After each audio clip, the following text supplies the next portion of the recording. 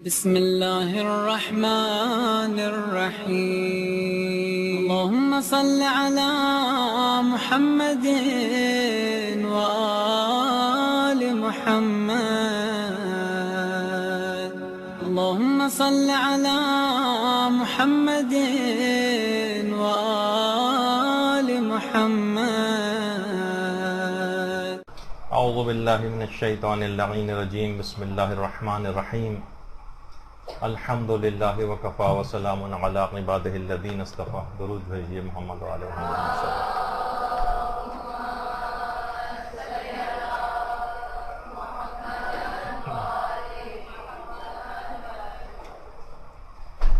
تربیت اولاد کے عملی اصول کے عنوان سے جو ہماری گفتگو چل رہی ہے اس میں درس نمبر 12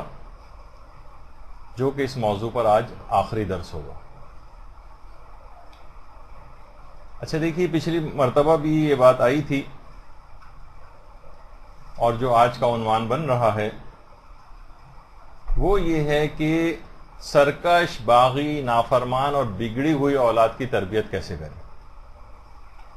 اس کا کیا ایسا کریں کہ اس کا بگاڑ ختم ہو جائے، اس کی نافرمانی، اس کا سرکشی پن اور اس کا جو باغی پن ہے یہ کسی طرح سے کم ہو جائے یا ختم ہو جائے۔ دیکھیے، پہلی بات تو یہ ایک تھوڑی سی تمہید کے بعد میں اس کے طریقہ کار پہ آ جاؤں گا۔ دیکھیے، اولاد کی نافرمانی اور بگاڑ یہ کوئی ایک دن کا بگاڑ نہیں ہوتا ہے، اس میں بہت ساری بے اعتدالیاں شامل ہوتی ہیں، والدین کی بہت ساری خامیاں شامل ہوتی ہیں، تربیت کی بہت ساری خرابیاں شامل ہوتی ہیں، اس میں برا گھر کا ماحول ہے وہ بھی شامل ہوتا ہے، برا معاشرے کا ماحول یہ بھی اس کے بگاڑ میں ایک اپنا پارٹ پلے کرتا ہے، برے دوست ہوں، برے رشتہ دار ہوں، یا حرام غذا جسموں کے اندر جاتی رہی ہو، یہ ساری چیزیں مل کر اور اس کے علاوہ بھی بہت ساری چیزیں مل کر اس بچے کے اندر بگاڑ پیدا کرتی ہیں، اور ایک دن کا بگاڑ نہیں ہوتا، یہ سال ہا سال تک بگاڑ چلتا ہے، تو پھر اس کا نتیجہ ظاہر ہوتا ہے۔ اچھا، اب ظاہر ہے جب ٹھیک کرنے جائیں گے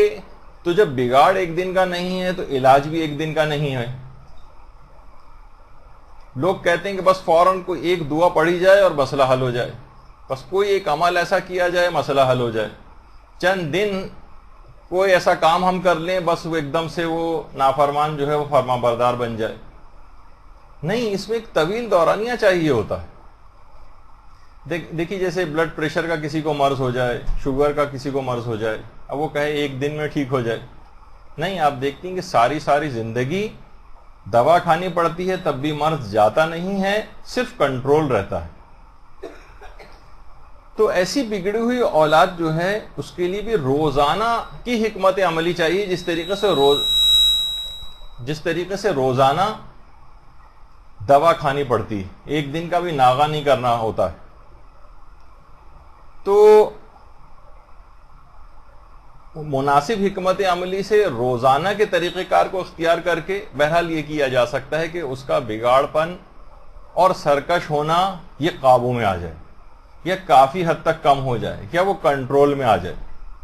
اور بہرحال ممکن ہے کہ ایک دم سے کایا پلٹ جائے اور مکمل طور پر فرما بردار بھی ہو جائے۔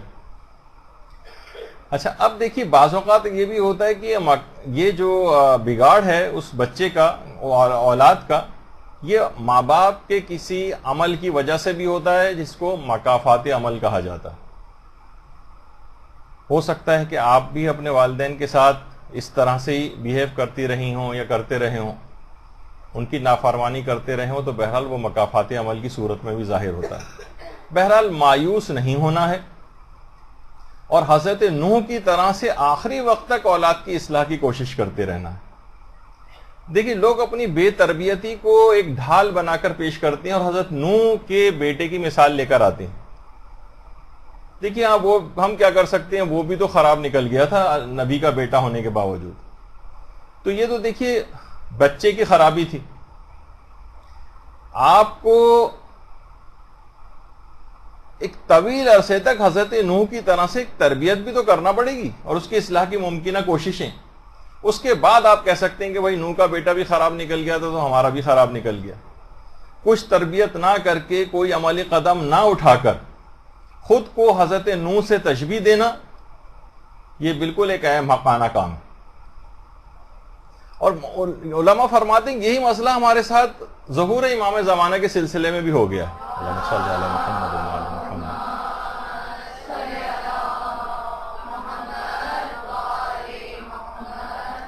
انتظار کے اس پیریڈ میں کچھ کرنا تھا، ہم نے یہ سمجھا کہ شاید اس میں کچھ بھی نہیں کرنا ہوتا.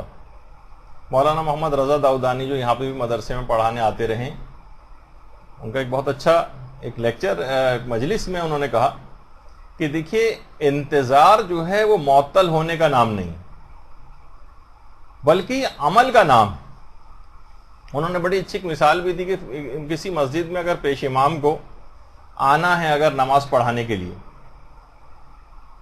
تو سارے لوگ جو وہاں پر انتظار کر رہے ہیں یہ تو ظاہر ہے نہیں کر سکتے کہ پیش امام نہیں آئے تو ہم ان کی جگہ پر چڑھ کے بیٹھ جائیں. انتظار کرتے ہیں کہ پیش امام آ جائے، پیش امام رش میں کہیں پھنس گیا ہے مثلا. اچھا پیش امام جب آئے تو وہ دیکھے کہ نہ یہاں پر لائٹ چلی ہوئی ہیں، نہ یہاں پنکھے چل رہے ہیں، نہ یہاں کا فرش بچھا ہوا ہے.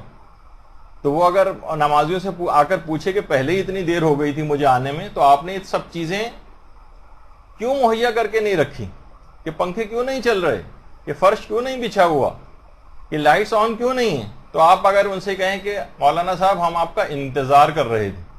تو وہ مولانا آپ پر ناراض ہوں گے کہ یہ کس قسم کا انتظار ہے. انتظار کم سے کم اس طرح کا ہونا چاہیے تھا نا، کچھ سب چیزیں آمادہ ہوتی ہیں اور پیش امام کیونکہ پہلے ہی آنے میں دیر ہو گئی تو فوراً آ کر اپنے کام کا آغاز کر دیتے. تو کچھ کرنا ہے اور اس کے بعد پھر آپ کہہ سکتے ہیں کہ ہاں ہم نے، پھر اس کے باوجود بھی اگر کچھ ہو جائے اور مثلا اولاد جو ہے وہ بگڑ جائے تو پھر آپ کچھ کہہ سکتے ہیں. اچھا انہوں نے یہ بھی بڑی اچھی مثال دی کہ امام مثلا آ گئے اور امام نے کہا کہ دیکھو فلاں فلاں علاقہ ہے، اس کے اندر تبلیغ کے لیے تمہیں جانا ہے، اور آپ کو بھیجا جائے ماننے والوں کو کہ بھئی آپ تو پہلے سے میرے ماننے والے نے، جاؤ فلاں علاقے کے اندر، وہاں پر اتنے لوگ جو ہیں انہوں نے شیعت کو قبول کیا، جاؤ ان کو جا کر وضو سکھاؤ، نماز سکھاؤ، تیمم سکھاؤ، دیگر مسائل سکھاؤ. آپ کہیں گے مولا ہمیں تو ابھی خود ہی نہیں آتی، ہم کہاں سے سکھائیں؟ تو امام حیران ہو کر آپ کو دیکھیں گے اچھا اپنے ماننے والوں کو بھی اب ہمیں یہ سب باتیں سکھانی پڑیں گی. اس سے پہلے کیا کرتے رہے تھے آپ غیبت کے دور میں؟ ہم کہیں گے مولا ہم آپ کا انتظار کر رہے تھے. بھائی یہ کون سا انتظار ہے کہ کچھ بھی نہیں کیا آپ نے اور آپ کہہ رہے ہیں انتظار کر رہے ہیں؟ تو دیکھیے یہی مسئلہ اولاد کے سلسلے میں بھی ہے کہ اولاد کے بگاڑ اور نافرمانی کی جو وجوہات ہیں اس میں کچھ نہ کرنا ہے. بے عملی کے نتیجے میں آپ کی اولاد جو ہے بے عمل ہوئی جا رہی ہے، تو اس کا ایک بڑا سبب خود والدین کی بے عملی اور ان کے گناہ. ایک عالم نے بہت اچھا ایک جملہ کہا ہے کہ میں جب بھی کبھی مجھ سے کوئی خطا غلطی سرزد ہو جاتی ہے، کوئی گناہ ہو جاتا ہے، میں اس کا اثر اپنے گھر کے تمام افراد میں بھی پاتا ہوں، حتیٰ کہ گھر کے پالتو جانوروں میں بھی پاتا ہوں کہ یہ پہلے کی طرح سے میرے فرما بردار نہیں رہتے، پہلے کی طرح سے فرما بردار. تو جب آپ خود اللہ کے احکام کی اطاعت والدین نہیں کر رہے ہیں تو کیسے ایکسپیکٹ کر سکتے ہیں کہ اولاد بالکل آپ کی اطاعت گزار اور فرما بردار ہو جائے گی؟ تو جب اللہ اتنا عظیم ہے، اس کی قدرت کے آگے ہماری کیا حیثیت ہے اور ہم اس کی فرما برداری نہیں کر رہے، تو ہم جیسے گناہگار اور ناقص اور عاجز مخلوق کی کب کوئی دوسری مخلوق اطاعت کر سکے گی؟ تو عجیب حال ہے ہمارا کہ اللہ کی اطاعت کے آگے ہم سب کمزور ہیں اللہ کی اطاعت کے معاملے میں، اور اللہ کی نافرمانی کا جو معاملہ ہے اس کے اندر ہم صاحب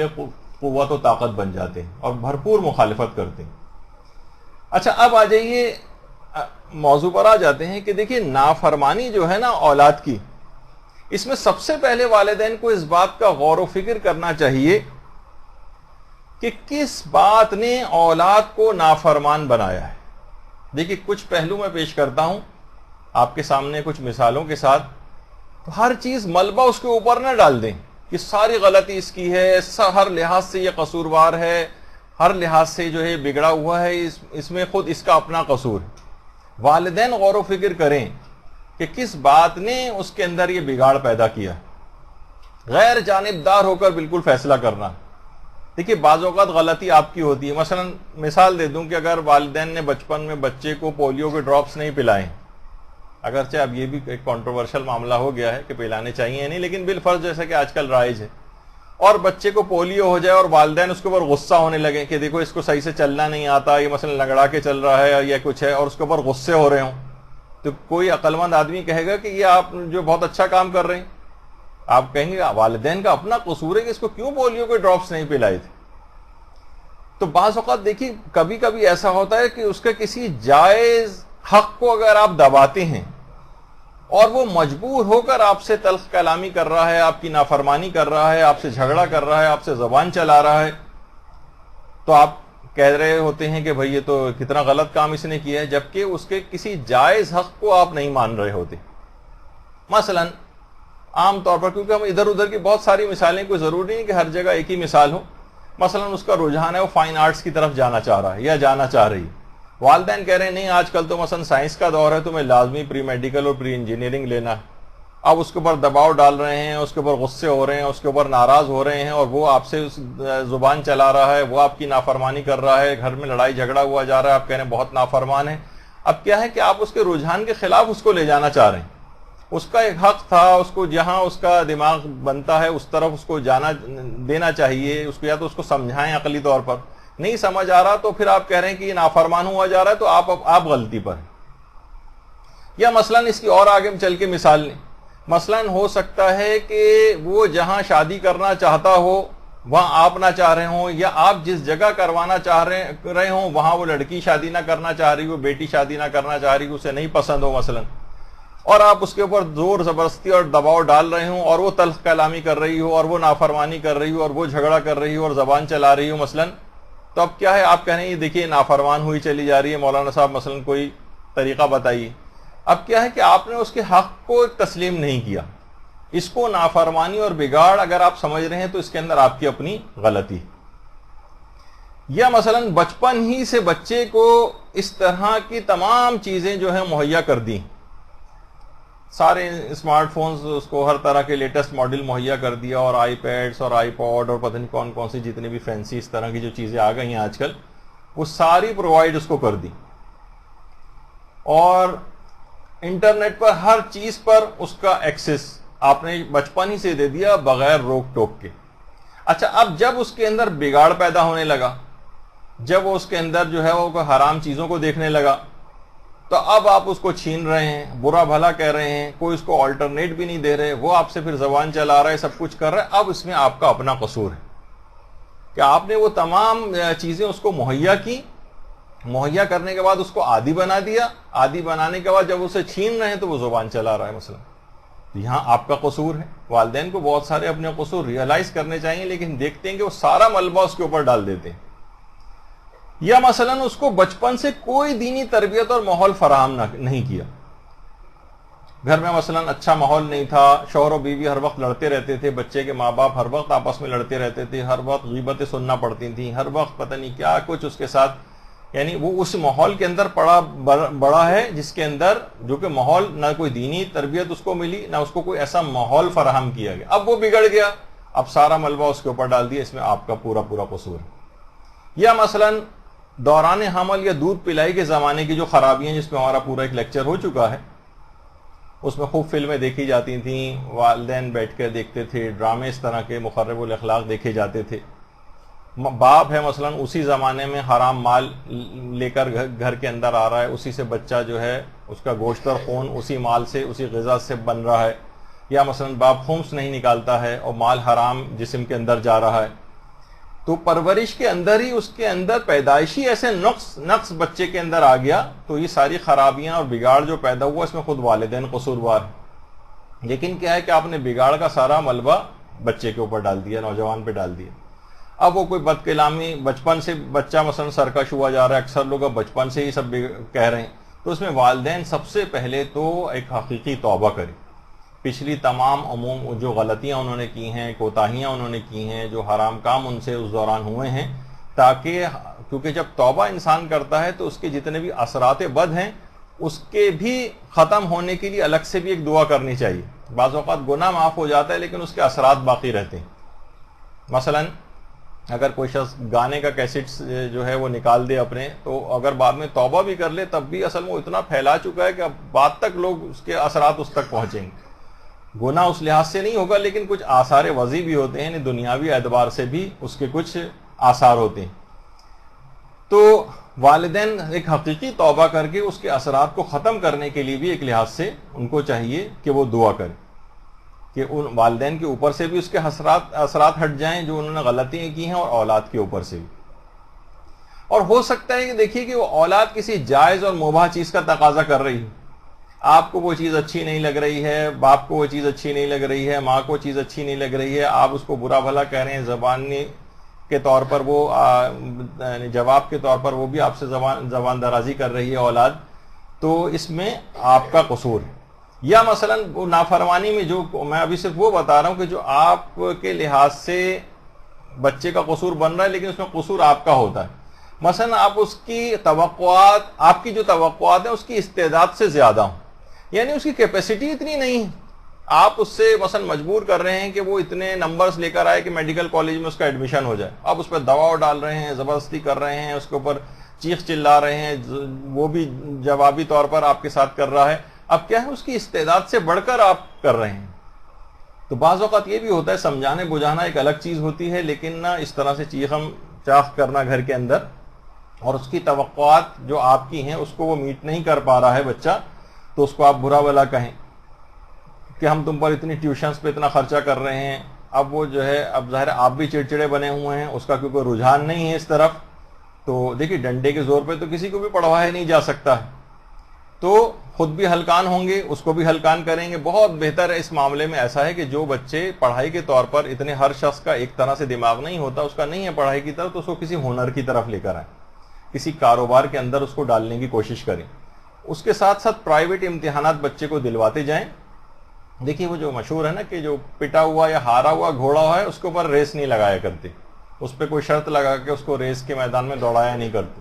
یا جیسے ہمارے ڈاکٹر حضرات کے اندر ایک چیز مشہور ہوتی ہے کہ جو عام طور پر پٹی ہوئی کلینک ہوتی ہے، کوئی اور ڈاکٹر بیچ کے جا رہا ہے مثلا اور وہ چل نہیں رہی تھی اس سے، وہ والی کلینک کبھی بھی نہیں خریدنی چاہیے، تو وہ بعد میں بھی نہیں چلتی۔ کچھ ایسے اس میں منحوس اثرات ہوتے ہیں پچھلے افراد کے کہ وہ نہیں چل پاتی، یعنی اب تک لوگوں کا اسی طرح سے تجربہ ہے۔ اس طریقے سے دیکھیے کوئی فلاپ فلم یا کوئی فلاپ ڈرامہ ہو مثلا، اس کے لیے ان کو اشتہارات نہیں ملتے، جو بڑا مقبول کوئی ڈرامہ ہے اس کے لیے آپ دیکھتے ہیں کہ ڈرامے سے زیادہ اشتہارات کا اس کے اندر وقفہ بڑا ہو جاتا ہے۔ تو ایسے باغی اور سرکش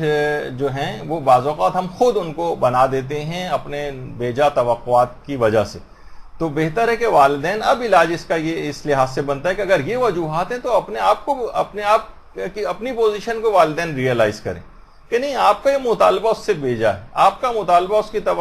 اس کی جو کیپیسٹی ہے اس سے زیادہ کا بن رہا ہے، تو آپ بیک فٹ پہ جائیے، آپ اپنے آپ کو پیچھے کریں۔ تو جب وہ پیچھے کریں گے تو وہ معاملہ ریزالو ہو جائے گا، اور نافرمانی والا جو مسئلہ اور جو بگاڑ آپ کے خیال میں ہے وہ مسئلہ کسی حد تک حل ہو جائے گا، کیونکہ غلطی پر آپ ہیں اس میں۔ اچھا، اب دیکھیے بگاڑ وہ جیسے میں نے کہا ایک دم سے نہیں ہوتا، شروع سے روکنا ہوتا ہے۔ مثلا ایک چیز اور ہوتی ہے کہ آپ دیکھتے ہیں کہ جو افراد، بچے یا لڑکیاں نئے ابھی جوان ہو رہے ہوتے ہیں، ان کے اندر ایک باغیانہ رویہ آتا ہے۔ یہ بہت اہم مسئلہ ہے۔ جو ٹین ایج کے اندر جو بچے ہوتے ہیں اور پھر ابھی بلوغ کی طرف آ رہے ہوتے ہیں، ان کے اندر دیکھتے ہیں خاص باغیانہ رویہ اس ایج کے اندر آتا ہے۔ وہ جو زمانہ ہے، یہ والدین کو انتہائی عقل مندی اور فراست کے ساتھ گزارنا چاہیے بچے کا۔ اس میں ان کو بہت صبر اور برداشت سے کام لینا ہے۔ اچھا، ابھی تک وہ بچہ تھا، اب وہ جوانی کے مرحلے کی طرف آ رہا ہے، والدین اسے بچے ہی کی طرح سے ٹریٹ کر رہے ہوتے ہیں، اسے مثلا بعض اوقات مار بھی لگا رہے ہیں، اس کو ڈانٹ رہے ہیں ہر وقت۔ عام طور پر اس طرح کی عمر کے بچوں کو بہت زیادہ لان تان بھی کی جانے لگتی، تو اس موقع پر زیادہ سختی کرنا یہ بہت ہی غلط ایک عمل ہے والدین کا۔ اس زمانے میں دیکھیے کچھ ہارمونل چینجز جسم کے اندر آ رہی ہوتی ہیں، اس کی پرسنالٹی جو ہے ایک ٹرانزیشن سے گزر رہی ہوتی ہے، یعنی وہ سمجھیں کہ ابھی نابالغ تھا، پھر وہ ممیز ہوا، ممیز سے وہ بلوغ کی طرف جو ہے وہ آ رہا ہے، تو اس کے اندر اس موقع پر کچھ ہارمونل چینجز کی وجہ سے، کچھ شخصیت کی ٹرانزیشن کی وجہ سے اس میں کچھ باغیانہ چیز پیدا ہونے لگتی. اب وہ ہو سکتا ہے کہ ایک دم سے بھڑک کر آپ کو جواب دے، ہو سکتا ہے بہت ساری چیزوں میں آپ سے جو ہے نا آرگیو کرنے لگے، آپ سے بحث کرنے لگے، چیخنے چلانے لگے یا کوئی بھی اس طرح سے، اور والدین اس سے بھی زیادہ چیخ چلا کے اس کو روکیں، یا والد جو اس کی پٹائی وغیرہ بھی لگا دے، تو یہ انتہائی غلط رویہ ہے. اس موقع پر بہت ہی نرمی کے ساتھ اس زمانے کو 2 سال 3 سال یا جو بھی اس طرح کا جو پیریڈ ہو، زیادہ اتنا بڑا نہیں ہوگا، بالآخر وہ پیریڈ آ کر اس شخصیت کے ٹرانزیشن سے گزر جائے گا، اور اس کے بعد پھر ویسے تو نرمی کی پالیسی زیادہ تر کامیاب رہتی ہے، وہ آگے چل کر بھی ہماری بات آئے گی اس پہ. لیکن بہرحال یہ کہ ایسے افراد کے ساتھ عام طور پر بگاڑ یہاں سے شروع ہو جاتا ہے، اور وہ اتنا ہی زیادہ جتنا ان پر سختی کرتے جاتے ہیں اس پیریڈ میں، جب یہ بلوغ کی طرف آ رہے ہوتے ہیں، اتنا ہی اپنے والدین سے بچہ دور ہوتا چلا جاتا ہے. یہ باہر کی سرگرمیاں تلاش کرتا ہے، ادھر ادھر اپنے دوستوں، آوارہ دوستوں کی طرف چلا جاتا ہے. جہاں کہیں بھی اس کو ذرا بھی نرم الفاظ بولنے والے یا محبت کا اظہار کرنے والے ملیں، اس طرف جانے لگتا ہے. گھر میں اس کو سختی مل رہی ہوتی ہے تو والدین سے دور ہوتا چلا جاتا ہے. بہت بڑی غلطی. اچھا، اسی عرصے میں جب وہ بلوغ کی طرف آ رہا، صنف مخالف میں اس کی دلچسپی بڑھنے لگتی. اچھا، یہ زمانہ بھی والدین کو ہوشیاری کے ساتھ گزارنا ہے. دیکھیے، اس کا حل ایک تو یہی ہے کہ آزادانہ نامحرموں کے ساتھ میل جول نہیں ہونا چاہیے. یہ والدین کی ذمہ داری. اچھا، ابھی تک یہ نابالغ تھا، فریلی آتے جاتے تھے اپنے کزنس میں، فیملی میں، ادھر ادھر. اب یہ ہونے لگے ہیں، اب یہ بلوغ کی طرف آ گئے ہیں، یا بالغ ہو گیا ہے، یا یہ ممیز ہو گیا ہے. اب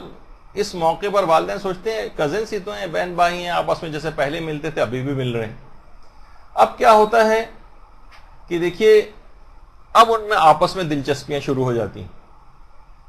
اب پھر اس کے بعد آپ ان پر سختیاں کرتے ہیں. سختی کرنے کے نتیجے میں پھر وہ نافرمانیاں کرتا ہے، اور آپ کہتے ہیں دیکھیے تو نافرمان ہو گیا، بگڑ رہا ہے، سب کچھ. تو ان کا آپس میں اس سے پہلے ملنا ہی والدین کو بہت ان کے ممیز ہونے سے پہلے کافی حد تک کنٹرول کر لینا چاہیے. خاص طور پر لڑکیوں کو اپنے کزنس کے یہاں راتوں کو رہنے کے لیے جانا، یا ان کے گھر میں کئی دن جا کر رہنا، اس کی پابندی ہونی چاہیے. تو اس طرح کیا ہوگا کہ جب آپ اس طرح کی فری ان کو ماحول پرووائڈ کریں گے، پھر وہ ایک دوسرے میں دلچسپی لیں گے. اس کے بعد والدین ظالم سماج بن کے ان کے بیچ میں آ جائیں گے، اور پھر وہ ایک فلمی سین گھر کے اندر ہونے لگے گا. اور ظاہر ہے پھر وہ عشق و عاشقی اور پھر بدنامی، اور اس میں پورا قصور پھر والدین کا ہوتا ہے کہ پہلے تو آپ نے ان کو موقع مہیا کیا. موقع مہیا کرنے کے بعد پھر ظاہر ہے جب وہ معاملہ ہاتھ سے نکل گیا، پھر ان کے اوپر سختی کرنا شروع کی، تو اب یہ بگاڑ کا سبب آپ ہیں. تو جہاں پر بھی دیکھیے نامحرم ہو، کزنس کے سلسلے میں بھی بہت زیادہ احتیاط کا اسلام قائل ہے. تو یہ بھی ایک سبب اور بگاڑ کی ایک وجہ بنتا ہے اس انداز سے. تو اس کو بھی والدین کو چاہیے کہ مناسب اس میں پابندیاں لگائیں، آنا جانا ذرا کم کریں، ایک دوسرے گھر رکنے نہ دیں، آپس میں نامحرم جو ہے بیٹھ کر ایک دوسرے سے ہنسی مذاق اور ملاقاتیں، اور کہ یہ تو آپس میں خوب بیٹھ کے باتیں ہو رہی ہیں، ہنسی مذاق ہو رہا ہے، اس کو کنٹرول کرنے کی ضرورت ہے. آگے چل کر بگاڑ کا سبب بنے گا. بگاڑ کا سبب بنے گا تو نافرمانی میں جائے گا. پھر والدین پریشان ہو کر عالموں کے پاس آئیں گے کہ کوئی عمل بتائیے کہ لڑکا ہاتھ سے نکلا جا رہا ہے، لڑکی ہاتھ سے نکل گئی. اچھا، اب اس کے بعد ایک اہم بات ہے کہ اولاد کی نافرمانیوں پر والدین کا سخت گیری کا جو رویہ ہے انتہائی نقصان دہ. یہ بہت نقصان دہ. دیکھیے، جب آپ نے خود اتنی تربیتی اس کی غلطیاں کی ہیں اور اس طور پہ بچے کو بڑا کر دیا ہے، غلطیاں کر کے بچہ اس انداز سے بڑا ہو گیا ہے، روحانی اس کے اندر کمزوریاں آ چکی ہیں، اب اس کے بعد آپ سختی کریں. جیسے ابھی میں نے مثال دی تھی، بچپن سے مثلا اگر آپ نے خوراک کم دی اور وہ کمزور رہ گیا، اور کمزور رہنے کے بعد آپ اس سے توقع کر رہے ہیں کہ یہ میراتھن کی جو ریس ہو رہی ہے اس کے اندر اول نمبر پہ کیوں نہیں آ رہا ہے. ارے بھائی، آپ نے خود ہی اس کو اس طرح سے ایسا کر دیا ہے، تو اس سے اتنا زیادہ سختی کا رویہ مناسب نہیں، کیونکہ اس کا بہت بڑا آپ نے کردار ادا کیا ہے اس کے اندر سختی لانے میں. تو سختی ہمیشہ نقصان دہ. اچھا، اب آ جائیے کہ چلیں یہ سب چیزیں ہو گئیں، غلطیاں ہو گئیں، والدین بھی اس کے قائل ہیں کہ بھائی ہو گیا ہے ہم سے ایسا. اب ہمیں کوئی حل بتائیے کہ اب ہم اس سرکش، باغی، نافرمان، بگڑی ہوئی اولاد کو آخر کس طرح سے راہ راست پر لائیں، کوئی طریقہ، کوئی تو اسلام نے کوئی چیز بتائی ہوگی۔ تو دیگر بہت سارے کاموں کے ساتھ جو خاص طور پر ایک عمل ہے جو کہ سورہ احقاف کی 15ویں آیت، وَوَصَّيْنَا الْإِنسَانَ بِوَالِدَيْهِ احسانا، یہاں سے جو آیت شروع ہوتی ہے اور اس کے بعد آیت کا جو آخری ٹکڑا ہے، علماء یہ فرماتے ہیں کہ اگر ہر نماز کے بعد یہ آیت 15ویں آیت کے جب آخر میں آپ پہنچیں گے تو وہاں اس میں آئے گا وَأَنْ عَمَلَ صَالِحًا تَرْضَاهُ، اس کے اندر بھی ایک دعا ہے کہ پروردگارہ مجھے ایسے صالح اعمال کی توفیق عطا فرما کہ جس سے تو راضی ہو جائے، وَأَصْلِحْ لِي فِي ذُرِّيَّتِي، اور یہ اصلاح اور تقوی والی جو بات ہے یہ میری اولاد کے اندر بھی منتقل ہو جائے، اس کی بھی اصلاح ہو جائے۔ علماء فرماتے ہیں کہ اگر ہر نماز کے بعد سورہ احقاف کی پوری آیت پڑھی جائے اور پوری آیت کو پڑھنے کے بعد جب وَأَصْلِحْ لِي فِي ذُرِّيَّتِي یہاں پر جب پہنچیں تو اس وقت اپنی بگڑی ہوئی اولاد کا تصور کریں، جو بھی بچہ یا اولاد میں سے بگڑ گیا ہے، نافرمان ہو گیا ہے، اس کا تصور کریں۔ اس عمل پر مداومت کے بعد، یعنی ہر نماز کے بعد پابندی سے اس عمل کو کرنے کے بعد علماء فرماتے ہیں کہ جلد ہی اس بات کے آثار نمودار ہوں گے کہ وہ سرکش اور نافرمان اولاد سرکشی اور نافرمانی کو چھوڑ کر اطاعت کی طرف آ جائے گی۔ تو یہ سورہ احقاف کی 15ویں آیت کو ہر نماز کے بعد خاص طور پر اس کا جو آخری ٹکڑا ہے کہ اپنے لیے بھی اس کے اندر ایک دعا ہو رہی ہے، والدین کی اپنی بھی تو کتنی غلطیاں ہو رہی تھیں نا، تو اپنے عمل کی بھی ایسی اصلاح کہ جس سے پروردگار راضی ہو جائے اور یہ اصلاح جو ہے میری ذریت، میری اولاد کے اندر بھی منتقل ہو۔ تو اس موقع پر خاص طور پر جتنے بھی ایک یا کئی اولادیں بھی اگر اس طرح سے ان کا تصور کیا جائے، یا جو بگڑی ہوئی نہیں بھی ہیں ان کے آئندہ کے حوالے سے تصور کیا جائے کہ آئندہ نہ بگڑنے پائیں اور نافرمان نہ ہوں اور اللہ کی اطاعت گزار رہیں، اس موقع پر ان کا تصور اگر کیا جائے اور اس عمل پر مداومت کی جائے، یعنی ہمیشہ ہر نماز کے بعد اس کو کیا جائے، تو انشاءاللہ جلد اس کے اثرات نمودار ہوں گے۔ اس کے بعد دوسری چیز ہے، دوسرا طریقہ جو بتایا ہے، اس کے اندر ایک یہ جو قرآن کی آیت ہے یہ 56ویں آیت ہے، اس میں غالباً 57 لکھا ہوا لیکن ہے 56ویں آیت سورہ ہود کی۔ علماء یہ فرماتے ہیں کہ جس وقت یہ آیت پڑھی جائے انی توکلت علی اللہ ربی و ربکم ما من دابۃ الا هو آخذ بناصیتها، ما من دابۃ، زمین پر چلنے والا کوئی ایسا نہیں ہے جس کی پیشانی اللہ کے قبضے قدرت میں نہ ہو۔ اچھا، علماء فرماتے ہیں کہ جس وقت اس آیت کو پڑھا کیسے جائے، وہ فرماتے ہیں اگر ممکن ہو سکے اس کو کوئی بھی ایسا طریقہ کار کہ اس نافرمان اولاد کے پاس جائیں اور اس کی پیشانی کے بالوں کو سختی کے ساتھ پکڑ کر اس آیت کو پڑھیں۔ اچھا، ایک تو ہوتا ہے، ایک تو جیسے آپ اس کو کوئی سزا دے رہے ہوں اس انداز کا نہ ہو، لیکن عام طور پہ جیسے سر میں مساج کر رہے ہیں، اس کے سر میں انگلیاں پھیر رہے ہیں، پیشانی کے آگے کے بالوں کو ہاتھ میں پکڑ کر سختی کے ساتھ پکڑیں اور اس آیت کو پڑھیں کہ کوئی ایسا نہیں ہے زمین پر چلنے والا جس کی پیشانی اللہ کے قبضے قدرت میں نہ ہو۔ تو علماء فرماتے ہیں کہ اگر ایسا کیا جائے، اور خالی ایک دفعہ نہیں، جب بھی آپ کو موقع ملے، جتنی دفعہ بھی ایسا کرنے کا موقع ملے، سوتے وقت، یا بچہ بھی اگر کوئی ہے اس میں تو پھر بھی آسان ہے، بڑے کے لیے ہو سکتا ہے کہ ذرا آپ کو کچھ مزاحمت کا سامنا کرنا پڑے، لیکن بہرحال کسی بھی طریقے سے اس کے یا سختی سے نہ بھی پکڑیں تو ہلکے سے اس کے بالوں کو پکڑ لیں، لیکن بہرحال وہ کہتے ہیں اگر سختی کے ساتھ پکڑ کر پھر یہ کہا جائے تو اس کی اثر پذیری زیادہ ہے۔ یہ دوسرا طریقہ ہے دعاؤں کے اعتبار سے، قرآنی آیات کے اعتبار سے نافرمان اولاد کے لیے۔ تیسری جو آیت ہے وہ سورہ آل عمران کی آیت نمبر 200 یا ایھا الذین آمنوا اصبروا وصابروا ورابطوا واتقوا اللہ لعلکم تفلحون۔ اچھا، اب یہ جو آیت ہے علماء فرماتے ہیں کہ جو بھی روٹی آپ اس کو کھانے کے لیے دیں، عام طور پر مائیں یہ والا کام کرتی ہیں، انگلی سے اس آیت کو روٹی پہ لکھیں اور یہ اس کو کھانے کو دیں. یہ بھی بہت مجرب ہے. اس روٹی پر انگلی سے اس آیت کو لکھ دیں, اور اس طرح سے لکھنے میں کوئی وہ بھی وضو وغیرہ کرنا بھی آپ کے لیے ضروری نہیں. تو بہرحال یہ چیزیں ایسی ہیں کہ یہ بہت ہی علماء نے بتایا کہ واقعی جس کی اولاد ہاتھ سے بالکل نکل گئی ہے, بہت پریشان ہے کہ کیا کریں, وہ اس چیز کے اوپر عمل کرنا شروع کریں, انشاءاللہ جلد اس کے اثرات ظاہر ہونے لگیں گے. اور اس کے بعد علماء فرماتے ہیں کہ صحیفہ کاملہ میں کی جو 25ویں دعا ہے جو ہمارے امام زین العابدین علیہ الصلوۃ والسلام نے تعلیم کی ہے,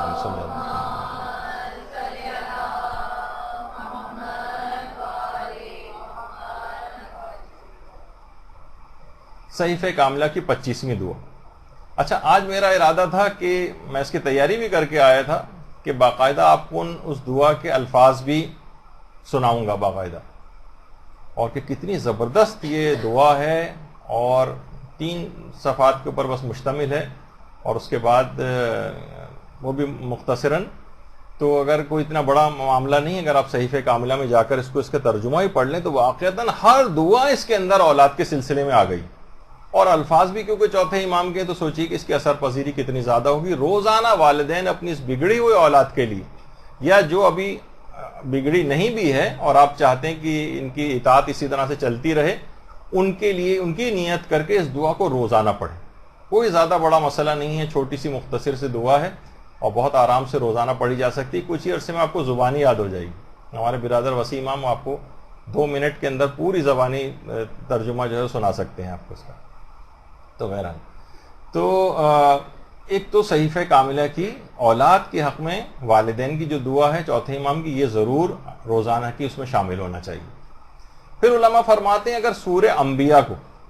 روزانہ اولاد کے صالح ہونے کی نیت سے پڑھا جائے, سورہ انبیاء, یہ بھی بہت مجرب ہے, اور الہی مدد اس میں آتی ہے, اور الگ سے ایک توفیقات اولاد کو اطاعت کے سلسلے میں پروردگار کی طرف سے نصیب ہوتی ہیں, اور وہ صالح ہو جاتی ہے. بس ہمارے ساتھ مسئلہ یہ ہے کہ ہم ان اعمال کو کرتے نہیں. ہمیں تو یہ ہے کہ کوئی ریموٹ کنٹرول کی طرح سے کوئی چیز ہو, بٹن دبائیں اور ایک دم سے وہ صالح ہو جائے, اس طرح کوئی آسان سا کام بتانا یعنی ان کو چاہیے. حالانکہ یہ بھی سارے آسان ترین کام ہیں. اس کے بعد ہاں جو مشکل کام ہے اس میں ایک عمل ام داؤد ہے, لیکن وہ یہ بھی ہر مہینے کی ان 3 تاریخوں کے اندر ہو سکتا ہے. ضروری نہیں یہ پورے سال اس کا انتظار کیا جائے. تو 3 دن ظاہر روزہ رکھا جاتا ہے, اور باقاعدہ بہت سی جگہ تو ایسی ہیں جہاں اجتماعی طور پر خواتین, کیونکہ اکیلے میں ذرا کرنا نسبتاً مشکل ہوتا ہے, تو کوئی کسی ایسی جگہ کا انتخاب کر کے کسی امام بارگاہ یا کسی بھی گھر میں بھی ان تمام طویل اعمال کو انجام دیتی ہیں, تو آرام سے ہو جاتا ہے سب کے ساتھ مل کر. یہ ایک طریقہ ہوا. یہ بھی سارے انتہائی اہم اور مجرب طریقے ہیں. اور ہمارے چھٹے امام امام جعفر صادق علیہ الصلوۃ والسلام فرماتے ہیں صلی اللہ علیہ وسلم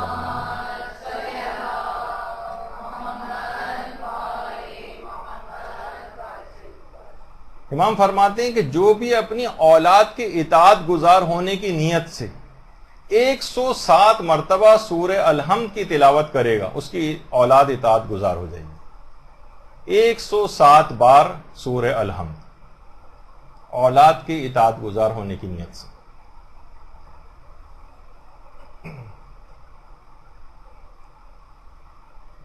اچھا, اس کے اندر کوشش یہ کریں کہ اگر یہ ایک ہی وقت میں ہو جائے تو بہت اچھا ہے. اس دوران کوئی بات بھی نہ کی جائے کوئی اور پوری کنسنٹریشن کے ساتھ 107 مرتبہ سورہ الحمد, یعنی ایک تسبیح اور 7 دفعہ اور جو ہے کا اضافہ کر لیں, اور ایک ہی وقت میں اس کو کریں. مجبوری کوئی ہو جائے, ٹکڑوں میں 2 یا 3 اوقات کے اندر ہو جائے تو کچھ وقفہ آ جائے تو وہ بھی چل جائے گا, لیکن بہرحال اثر پذیری ایک وقت میں زیادہ ہے. اس کے بعد جو اگلا طریقہ ہے وہ ہمارے پیغمبر اسلام ختمی مرتبہ صلی اللہ علیہ وآلہ وسلم نے بتایا صلی اللہ علیہ وسلم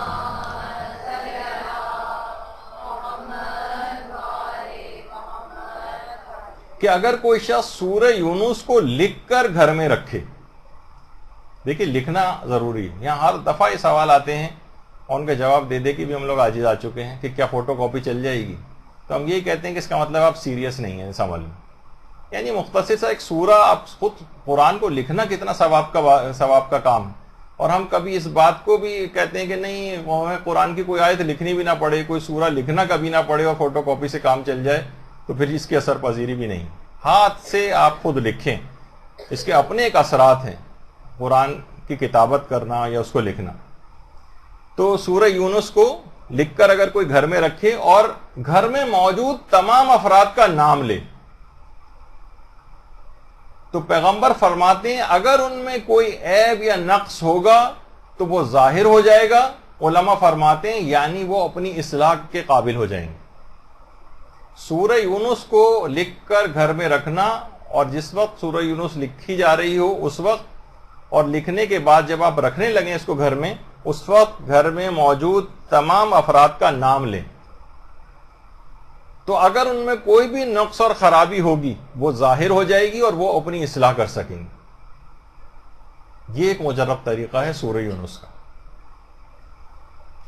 اسی طرح سے سورہ نور، اس کو بھی ہمارے چھٹے امام جعفر صادق علیہ الصلوۃ والسلام نے بتایا.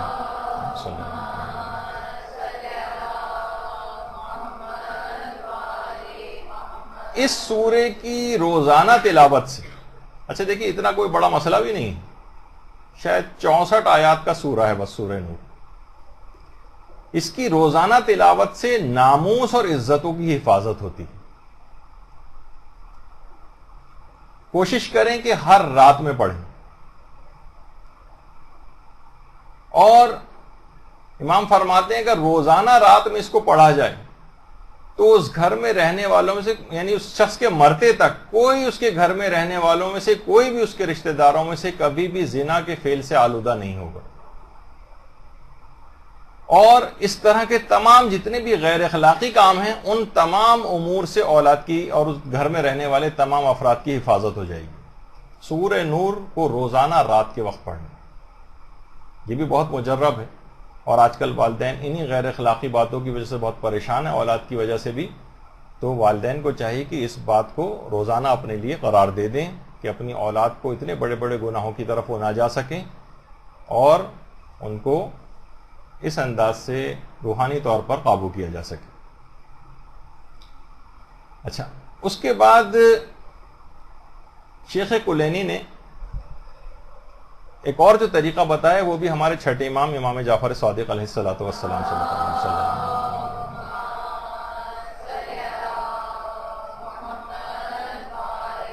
اور وہ عمل ہے جو ہر نماز کے بعد کرنا ہے، وہ ہے سورہ قدر کو ہر واجب نماز کے بعد پڑھنا. خود نماز کے اندر بھی پڑھنا، وہ بھی آپ کو پتہ ہے کہ پہلی رکعت میں الحمد کے بعد مستحب ہے پڑھنا. لیکن امام فرماتے ہیں جو سورہ قدر کو ہر واجب نماز کے بعد پڑھے گا تو خدا اس کے لیے دنیا اور آخرت کی تمام بھلائیوں کو جمع کر دے گا، اس کو، اس کی اولاد کو اور اس کے والدین کو بھی بخش دے گا. جب یہ سارے گناہ اس کے بخشے جائیں گے تو سمجھیں ایک لحاظ سے وہ تمام اثرات گناہوں کے اپنے بھی اور اولاد بھی جو کر رہی ہے وہ معاف ہو جائیں گے. تو اس کے بعد اطاعت کے لیے بہت آسان فضا ایک تیار ہو جائے گی ان کے لیے. بگاڑ کے جو وجوہات ہیں گویا اس عمل کے ذریعے آپ دور کر دیں گے. سورہ قدر ہر واجب نماز کے بعد سورہ قدر. اور اگر یہ بھی ممکن ہو، اگرچہ یہ مجھے معلوم ہے کہ روزانہ تو ممکن نہیں، لیکن مہینے میں ایک دفعہ کر لیں. اور یہ عمل بتایا ہمارے پیغمبر اسلام ختمی مرتبت صلی اللہ علیہ وآلہ وسلم.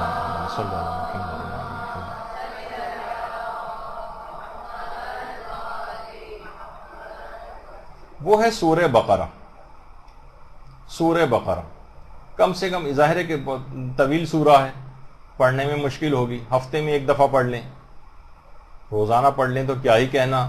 لیکن مہینے میں ایک دفعہ پڑھ لیں. کم سے کم مہینے میں تو ایک دفعہ ہونا چاہیے. پیغمبر فرماتے ہیں جس گھر میں بھی سورہ بقرہ کی تلاوت ہوتی ہے شیطان وہاں سے فرار اختیار کر جاتا ہے. اب یہ جو گمراہ ہو رہی ہے اولاد، شیطان کے ہاتھوں میں کھلونا بنی ہوئی ہے، اب اس کے لیے کوئی، شیطان کے لیے وہاں جائے قرار نہیں ہوگی. وہ فرار اختیار کرے گا، وہ تمام شیطانی وسوسوں سے وہ اولاد جو کہ بگڑ رہی ہے اس کی وجہ سے، وہ تمام چیزوں سے اس سے آزاد ہو جائے گی اور اطاعت کی طرف آئے گی. تو ایک تو یہ طریقہ ہے. اور پھر علماء ایک چیز اور فرماتے ہیں جو ہم اس سے پہلے تذکرہ کر چکے ہیں کئی مرتبہ، گھر میں بآواز بلند اذان دینا. اور یہی وجہ ہے کہ ہمارے چھٹے امام نے بات بیان فرمائی ہے کہ جس کے اخلاق برے ہوں اس کے کان میں اذان دیا کرو، اذان دینی چاہیے اس کے کان میں. تو اولاد مثلا سو رہی ہے یا مثلا جاگ بھی رہی ہے اور آپ نمازوں کے اوقات میں بلند آواز سے اذان اس طرح سے دیں کہ اس کان میں آواز چلی جائے تو یہ کافی ہے. جس کے بھی اخلاق برے اور خراب ہوں، یعنی اولاد بگڑ رہی ہو، تو اس کے کان میں اذان کی آواز جانی چاہیے. اچھا، کچھ باتیں ایسی ہیں جو ہمارا ایک لیکچر ہوا تھا کہ غذاؤں کے روحانی اثرات کے اوپر، اس کے اندر کچھ غذاؤں سے بھی مدد لینی چاہیے اس بگڑی ہوئی اولاد کے لیے، جس کے اندر پہلے بھی بات بیان ہوئی تھی، وہ تھی کہ اس کو زمزم پلائیں. اچھا، اب زمزم کے اندر ایک مسئلہ یہ آگے کہ آج کل وہاں سے ہی جو آب زمزم مل رہا ہے اس کے اندر بہت زیادہ عام پانی ملایا جانے لگا ہے. ایک ہوتا تھا پہلے خالص زمزم، اب وہ جو ہے جو بھی ان کی وجوہات ہیں وہ کہتے ہیں کہ اس میں ہمیں کم پڑ رہا ہے اب یہ، حالانکہ وہ اتنا فراواں پانی ہے کہ صدیوں سے آج تک کم نہیں ہوا تھا، لیکن بہرحال شاید وہاں پر کچھ ایسے افراد موجود ہیں کہ جن کی وجہ سے بے برکتی آ رہی ہے اس پانی کے اندر. تو اگر خالص کہیں سے اویلیبل ہو جائے تو وہ، لیکن چلے جو بھی اویلیبل ہو رہا ہے پانی ملا ہوا، عام پانی ملا ہوا، تو وہ بھی اس کو استعمال کیا جائے تو یہ روحانیت کو بہت، اور خاص طور پر وہ جو دعا ہے اس کی، اللہم اجعلہ رزقا علما واسعا ورزقا واسعا وشفاء من کل داء وسقم، کہ پروردگار مجھے وسیع علم عطا فرما، رزق کے اندر بھی وسعت عطا فرما، اور ہر قسم کی خرابی اور ہر قسم کی برائی سے مجھے نجات دے. تو اگر اس دعا جو خاص طور پہ جو دعا ہے، یہ اگر اس موقع پر پڑھ کے اس کو پلایا جائے، یا پہلے سے ہی فریج کے اندر مثلا آپ نے بوتل رکھی ہوئی اس کے اوپر اس دعا کو پڑھ کے پھونک دیا ہے، تو اس کے اندر بھی وہ اثرات الگ سے دعا کے بھی آ جائیں گے. تو یہ بہت اہم چیز ہے کہ جسم کے اندر بھی اس کے زمزم جائے. اسی طرح سے کشمش کے متعلق بھی وہ بات آئی تھی کہ امیر المومنین نے فرمایا تھا کشمش انسان کے باطن کو پاک و پاکیزہ کر دیتی ہے. اللہم صلی علی محمد و علی محمد. تو کشمش جب روحانی طور پر وہ باطن پاک ہو جائے گا اس کا، تو خود بخود اطاعت کی طرف آئے گا. تو اس کو غذا کے اندر یا کوئی ایسا میٹھا کہ جس کے اندر اس کو کشمش جو ہے وہ دی جا سکے. اسی طریقے سے خربوزہ، اس وقت بھی تذکرہ اس کا آیا تھا کہ ایک تو اس کے اندر خوش اخلاقی کی صفت پیدا ہوتی ہے جو بھی اس کو کھاتا ہے، اور یہاں تک کہ ایک روایت یہ بھی بیان ہوئی تھی پیغمبر کی کہ خربوزے کا کھانا بھی ایک قسم کی عبادت ہے. یعنی اس سے پھر عبادات کی توفیقات جو ہے وہ ملتی ہیں، نیکیوں کی طرف رغبت ہوتی ہے خود، یعنی بہت سے ان کے اندر کچھ روحانی اثرات بھی ہیں. تو اس کے اندر ایک خربوزہ ہے مثلا، یہ اگر اس انداز سے اور اس نیت کے ساتھ کھلایا جائے. اسی طرح کچھ اور چیزوں کو بھی تذکرہ ہوا تھا، جیسے شہد کا تذکرہ ہوا تھا کہ شہد میں اللہ نے ایک برکت رکھی ہے، اس کے اندر شفا ہے. شفا صرف جسمانی بیماریوں کی نہیں بلکہ روحانی بیماریوں کی بھی. تو اس کے اندر یہ جو بگاڑ آ رہا ہے روحانی طور پر نافرمانی کا اور جو اور برے باتوں کی طرف وہ جا رہا ہے، تو انشاءاللہ شہد کی برکت سے بھی، اور دماغ میں یہ ہے کہ جو ہے پیغمبر نے ایک بات ارشاد فرمائی ہے تو اس سے اور زیادہ اس کے اندر اثرات آ جائیں گے اس نیت کی وجہ سے، اور انشاءاللہ یہ اس کی روحانی طور پر بھی شفا یابی کا سبب بنے گا. اسی طرح سے جو رزق حلال ہے اس کو علی الخصوص والدین کو ضرور چیک کرنا چاہیے، کیونکہ دیکھیے رزق حرام یہ اولاد کو بد نصیب بنا دیتا ہے. جس طرح ایک سلو پوائزن کو کسی کو جسم کے اندر داخل کیا جائے آہستہ آہستہ، جو اس کی رگوں میں اتر جائے، اس کو اندرونی طور پر جا کر بیمار کر دے. تو دیکھیے اطاعت خدا اور جو نورانیت جو ہے نا اس کے اندر سے وہ نکل جاتی ہے اگر انسان رزق حرام اس کو کھلا رہا ہو، اس پہ پھر کوئی نہ نصیحت اثر کرتی. تو بعض اوقات یہ ہوتا ہے کہ دیکھیے ٹھیک ہے انسان کچھ آسائشیں اپنی کم کر لے، لیکن جو ہے حلال روزی جو ہے وہ اس کو کھلائے، تو اس کے اندر ایک نورانیت پیدا ہوگی، شیطان کا کوئی وار اس کے اوپر اثر نہیں کر سکے گا، اور اولاد خود بخود طبعاً نیکیوں کی طرف راغب ہوتی چلی جائے گی، اور کوئی نافرمانی اور بگاڑ اس لحاظ سے پیدا نہیں ہوگا. لیکن مسئلہ یہ کہ اگر آپ نے ایسا کیا کہ اس کا خیال نہیں کیا، اور حرام مال جو ہے وہ اس کے اپنے اثرات ہیں، اس کے اندر ایک ایک جہنمی ایک کیفیت ہے، گویا ایک آگ سی ہے، اس جہنمی اس اعمال کے جو اثرات ہیں وہ اس کے رگ و پے کے اندر جا رہے ہیں، تو آپ اس سے خیر کی امید پھر نہیں رکھ سکتے. آپ کو یہ ہٹانا پڑے گا. واضح طور پر دونوں کے اندر بہت فرق ہے مال حلال اور مال حرام میں. تو ہمیشہ اپنے ذرائع آمدنی کو والدین کو چیک کرنا چاہیے، کوئی ایسی چیز اس کے اندر جسم کے اندر نہ جائے. اچھا، اب آ جائیے اس کے بعد ایک اہم چیز ہے کہ جو کہ جس سے اولاد بگڑ رہی ہوتی ہے، اور آج کل زیادہ تر بگاڑ کا سبب یہ ہے. تو اس کا صرف ایک ہی حل علماء اکثر بتاتے ہیں کہ اس کی جلد شادی کی جائے. دیکھیے، پڑھائی کے ساتھ بھی اگر کوئی شخص پڑھ رہا ہو تو اس نوجوان چاہے لڑکا ہو یا لڑکی، اس کی شادی ممکن ہے. بلکہ نوٹ یہ کیا گیا ہے کہ ایسے نوجوان بہت جلد ذمہ دار ہو جاتے ہیں. اس پہ ہم کئی دفعہ گفتگو ہو چکی ہے، لیکن اتنا اہم موضوع ہے کہ ایک دفعہ کہنے سے کافی نہیں ہو پا رہا ہے. لوگوں پہ کوئی اثرات دیکھنے میں نہیں آ رہے ہیں اس کے. تو ایسے نوجوان زیادہ جلدی ذمہ دار ہو جاتے ہیں، ورنہ وہ ایسے ہی 30 سال 35 سال 40 سال تک ایسی کھلنڈری لڑکوں کی طرح سے فٹ پاتھوں پہ ادھر سے ادھر بیٹھ کے اپنے وقت کو ضائع کرتے نظر آتے ہیں، اور ایک غیر ذمہ دارانہ طریقے سے گھوم رہے ہیں. پھر اس کے بعد وہ بگڑنے بھی لگتے ہیں، باہر کی کچھ ایسی تنظیموں کے بھی ہتھے لگ جاتے ہیں، اور ایسے افراد کے ہاتھ لگ جاتے ہیں کہ جو کہ خراب ہوں، اور دوست ان کے اس طرح سے ہو جاتے ہیں. پھر یہ والدین کے کنٹرول میں نہیں رہتے، اور ایک بہت بڑا بگاڑ اور مفسدہ آ جاتا ہے. آج کل جب بھی کبھی عام طور پر اس طرح کی کسی لڑکی کا بھی کوئی رشتہ آتا ہے تو والدین ہی کہتے ہیں کہ بھائی ابھی تو اس کی پڑھائی ختم نہیں ہوئی، ابھی مثلا یہ پہلے MBBS کر لے. MBBS اگر کر لے تو پھر کہتے ہیں ابھی تو اس نے ہاؤس جاب بھی نہیں کیا. ہاؤس جاب اگر کر لیتی ہے تو پھر کہتے ہیں ابھی تو جناب اس کو اسپیشلائزیشن ابھی فلاں جو ہے کرنے میں انٹرسٹڈ ہیں، ابھی تھوڑا وقت اور. تو کیا ہے کہ اس کا وقت جو ہے اس طرح سے آگے بڑھتا چلا جاتا ہے. اور اسی طرح سے اور جو ہیں وہ کہتے ہیں ابھی تو پروفیشنل اس کے اندر ہے، ابھی گریجویشن کر لے اور ماسٹرز کر لے، پھر MPhil اور فلاں پروگرام کے ابھی اندر آ رہی ہے. ابھی تو لڑکیاں بھی کہتی نہیں بھائی ابھی ہم شادی مثلا نہیں کرنا چاہتے، ابھی فلاں چیز کمپلیٹ ہو جائے. تو کیا ہے کہ ان کی عمریں اس طرح سے نکلتی چلی جاتی ہیں. جیسے میں نے پچھلی دفعہ کہا تھا کہ مارکیٹ میں پھر وہ نئی کھیپ آ جاتی ہے لڑکیوں کی جن کی عمریں بھی کم ہوتی ہیں، پھر ظاہر رشتے ان کی طرف منتقل ہونے لگتے ہیں. تو اخلاقی مفاسد اس سے پھیلتے ہیں. پھر اس کے بعد وہ بغاوت پر اترتی ہیں، سرکشی پر آتی ہیں، حرام راہوں کی طرف بھی نکل سکتی ہیں. تو یہ ایک بہت بڑا ایک مسئلہ ہے کہ جو کہ والدین کو بہت سنجیدگی کے ساتھ اس کو حل کرنا چاہیے، اور پڑھائی لکھائی پروفیشن فلاں ملازمت ان کے اندر اس کو ضائع نہیں کرنا چاہیے اس وقت کو، ورنہ بہت ہی بڑا بگاڑ. یعنی اس چند 1000 روپے کی یا کتنی بھی آپ کہیں جو ملازمت ہے اس کے لیے آپ پوری بچے کی ساری زندگی کی روحانیت کو داؤ پہ لگا دیں گے. شہید مطہری کا جملہ ایک دفعہ میں نے نقل کیا تھا نا آپ کے سامنے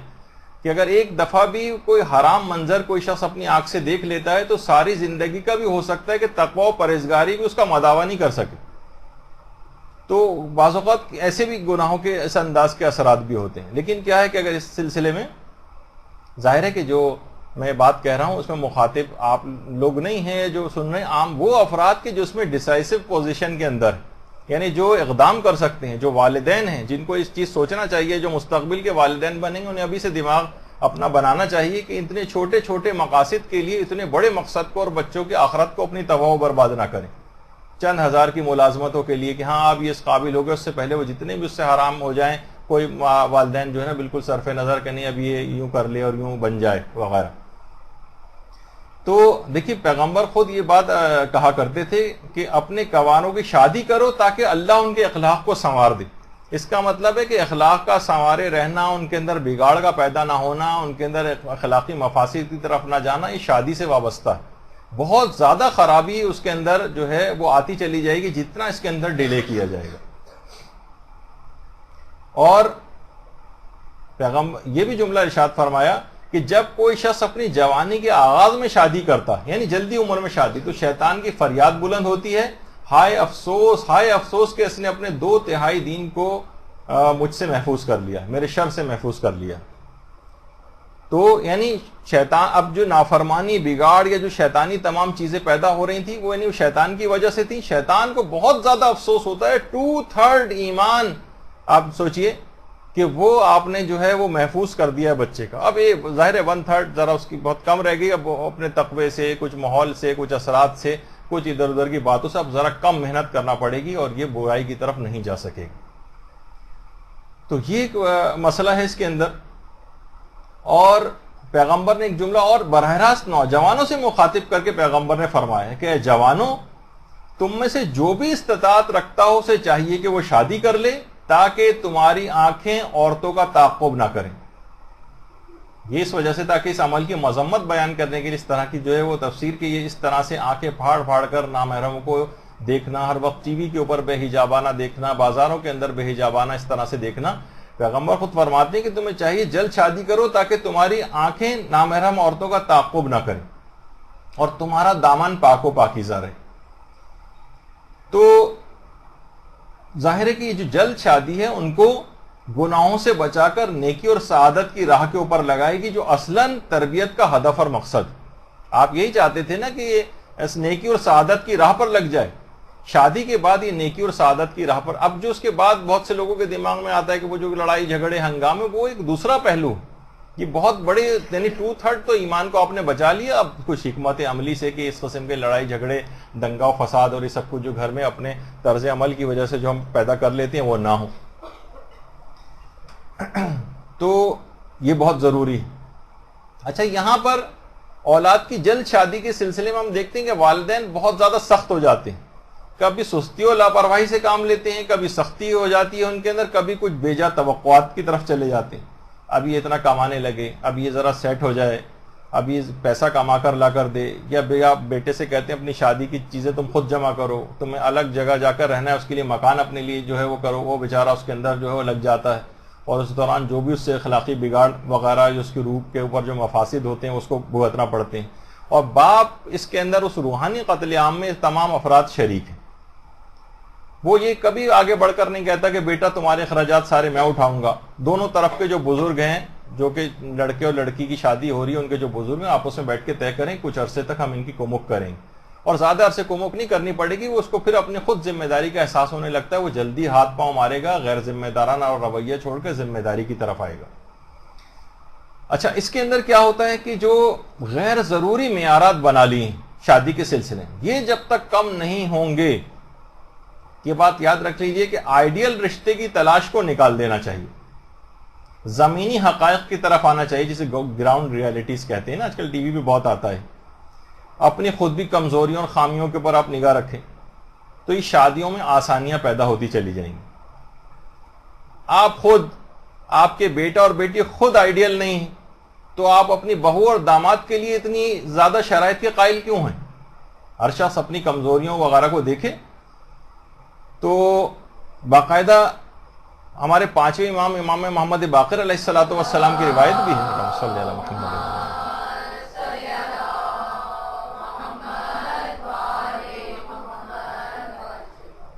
امام نے فرمایا اس سے زیادہ سخت مصیبت اور کوئی نہیں ہے کہ کوئی جوان مسلمان اپنے کسی مسلمان بھائی کی لڑکی سے شادی کی خواہش ظاہر کرے اور لڑکی کا باپ جواب دے کہ مجھے معاف کیجیے، آپ مالی اعتبار سے ہمارے ہم پلہ نہیں. امام فرماتے اس سے زیادہ سخت مصیبت کی کوئی بات نہیں. یعنی آپ نے دیگر سب چیزیں دیکھ لی، اخلاق کا اچھا ہے لڑکا، کردار کا اچھا ہے، ٹھیک ہے، فی الحال اس کی اتنی اچھی جاب نہیں ہے، انشاءاللہ خدا سے امید رکھیں کہ یہ سارے مالی امور تو پروردگار کے ہاتھ میں ہوتے ہیں، کچھ اس پر بھی توکل کرنا چاہیے، سارے اپنے پاس ہی نہ اختیارات لے کے رکھ لیں. تو اگر مال نہ ہونے کی وجہ سے یا اس کا سیٹ نہ ہونے کی وجہ سے آپ انکار کر رہے ہو تو امام فرماتے ہیں اس سے زیادہ مصیبت کی کوئی بات نہیں. تو یہ تمام چیزیں ایسی ہیں کہ باقاعدہ اسی سلسلے میں ہمارے امام محمد تقی علیہ السلام کی بھی ایک روایت ہے.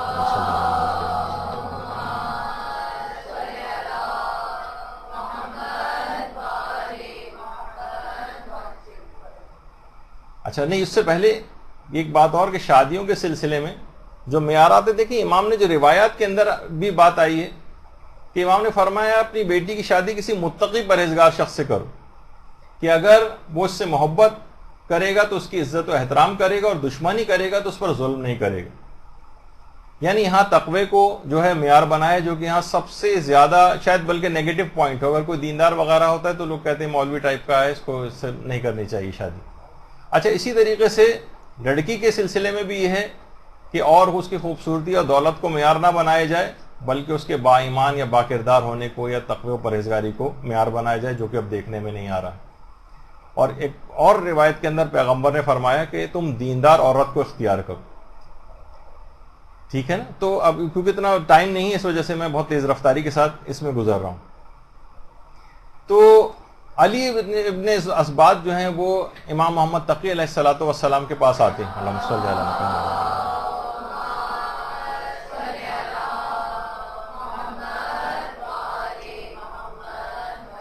اور آ کر کہتے ہیں کہ مولا، ظاہر امام کے صحابی تھے، تقوی پرہیزگاری اور ہر چیز میں اتنا اعلیٰ عرفہ تھے کہ مولا کوئی ایسا شخص نظر نہیں آتا جو اخلاق اور ایمان میں ہمارا ہم پلہ ہو کہ میں اپنی لڑکیوں کا عقد اس سے کروں۔ امام نے جواب دیا بڑا عجیب، بلکہ خط لکھا، انہوں نے امام کے پاس نہیں آئے تھے، خط لکھا تھا۔ امام نے خط کا جواب دیا کہ تم نے جو کچھ اپنی لڑکیوں کے بارے میں لکھا ہے مجھے اس سے آگاہی ہوئی، یعنی اپنی لڑکیوں کی تعریف لکھی کہ وہ اتنے دینی لحاظ سے اتنے مقام پر ہیں اور سب کچھ ہے، کوئی نظر نہیں آ رہا ہے کہ جو ہم پلہ جس سے شادی کروں۔ امام نے ایک جملہ دیکھیے کیا کہا، لڑکیوں کی شادی کے معاملے میں اس قدر احتیاط کی ضرورت نہیں۔ دیکھیے یعنی اب آپ ہر وقت صرف نکتہ چینیاں صرف نکالتے ہیں رشتوں میں، اس کی وجہ سے لڑکیاں گھر بیٹھ رہی ہیں، اخلاق بگڑ رہے ہیں، وقت کے ساتھ ساتھ ان کے رنگ و روپ زائل ہو رہے ہیں، ازدواجی زندگی کا لحاظ سے جو موسم بہار ہے وہ رخصت ہو رہا ہے، پڑھائیوں میں اور ماسٹرز میں اور بیجا معیارات کی نظر جو ہے ان کو کیا جا رہا ہے۔ ظاہر ہے جن لوگوں کے ہاتھ میں شادی کی بیاہ کے سارے معاملات ہوتے ہیں، میرا خطاب ان سے، ظاہر ہے کہ اس میں جتنی زیادہ شرطیں لگائی جائیں گی، جتنے زیادہ رسم و رواج لے کر آئے جائیں گے، جتنے زیادہ مالی امور اس کے اندر آپ بحث کریں گے، اس میں جتنے زیادہ اسراف اور غیر ضروری اخراجات وغیرہ کی جمع آوری وغیرہ کو بنائیں گے تو سہولتیں اور آسانیاں سے ختم ہوتی چلی جائیں گی، شادیاں مشکل تر ہوتی چلی جائیں گی۔ اور یقین کیجئے کہ اس میں جو سب سے زیادہ عمل دخل ہے، ٹھیک ہے کہ میں کہہ رہا ہوں کہ ان لوگوں سے میرا خطاب ہے، ان لوگوں سے مراد، لیکن آپ لوگوں سے بھی جو خواتین کی صنف ہے، انہوں نے اس میں اخراجات کو اتنا زیادہ بڑھا دیا کہ انتہا مردوں کی طرف سے بہت ہوا تو جو اخراجات کے اندر عام طور پر کچھ اسراف یا کس طرف جاتے بھی ہیں تو کھانے پینے تقریب شادی کی حد تک ہوتا ہے، اس میں بھی اگر آپ تھوڑا سا ان سے کوآپریٹ کریں تو اس کے خرچے کم کیے جا سکتے ہیں۔ لیکن شادیوں کے سلسلے میں خواتین نے اتنی زیادہ چیزیں اتنی رسومات اور یہ سب کچھ اس کے اندر بڑھا دیا کہ انتہائی مشکل تر ہوتی چلی جا رہی ہیں شادیاں۔ لوگ کہاں سے اتنے حالات اس قابل رہے نہیں، نتیجہ ہے کہ اتنے اخلاقی مفاسد، اتنا بگاڑ، اتنا فساد پیدا ہو رہا ہے، اولادیں خراب ہو رہی ہیں، بگڑی جا رہی ہیں، کسی کو کوئی پرواہ نہیں، صرف اپنی ایک خواہش نفس کہ اس کے اندر وہ چکا چوند شادی کے اندر نظر آئے، چاہے اس کے اندر کتنی اولاد کیوں نہ جب تک نہ بگڑ جائے کہ سارے جب تک لوازمات حاصل نہیں ہو جائیں گے شادی نہیں ہو سکے گی۔ تو اس کے اندر آپ لوگوں کی بہت زیادہ اس کے اندر ہے، خدارا اپنے آپ کو بدلیں، کب تک یہ صرف سننے کی حد تک باتیں رہیں گی، اس کو جب تک عمل نہیں کریں گے۔ لوگ دیکھیے کہ یہ بھی اعتراض کرتے ہیں کہ سب باتیں کتابی طور پر ہیں، درس و تدریس کی حد تک ہیں، عملی زندگی کے اندر تو اس کے کوئی مظاہرے نظر نہیں آتے ہیں، وہ نیو نظر نہیں آتے ہیں۔ جو کہ آقا محسن غیرتی کہتے ہیں، مجھ سے ایک جوان نے آ کر کہا کہ اسلام اگر اتنا بہترین مذہب ہے تو اب تک پھیلا کیوں نہیں؟ تو میں نے اس سے جواب میں یہ کہا کہ اگر محمد علی کے لیے بہت اچھا باکسر ہے تو اس نے آج تک آپ کے چہرے میں مکہ کیوں نہیں مارا ہے؟ اس وجہ سے مکہ نہیں مارا، کبھی رنگ میں آپ نے اس کے سامنے پیش ہی نہیں کیا اپنے آپ کو کہ وہ مکہ مارے۔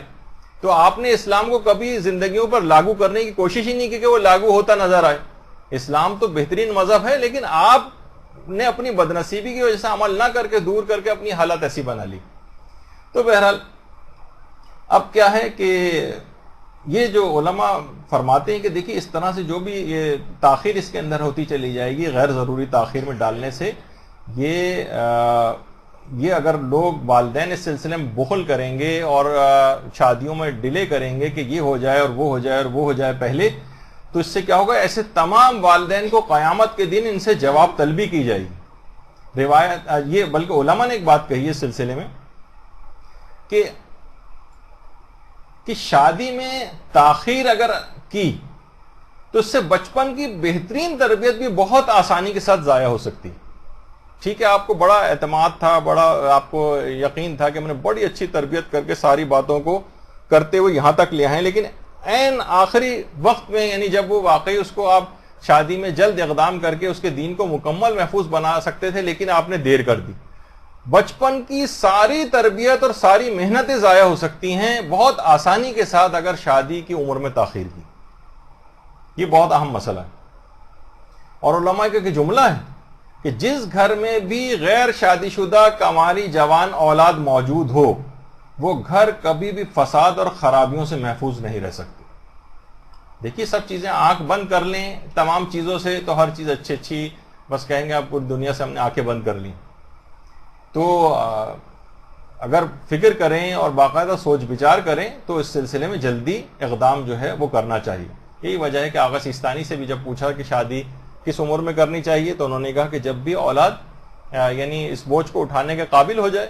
یعنی اس ذمہ داریاں پورا اٹھانے کے قابل ہو جائے. لیکن اس کے یہ معنی نہیں کہ لوگ یہ سمجھیں کہ اچھا ذمہ داریاں اٹھانے کے معنی وہ تمام آسائشیں وہ جس کے لیے 35-40 سال کی عمر تک درکار ہوتی ہے اتنا زیادہ سیٹ ہونا,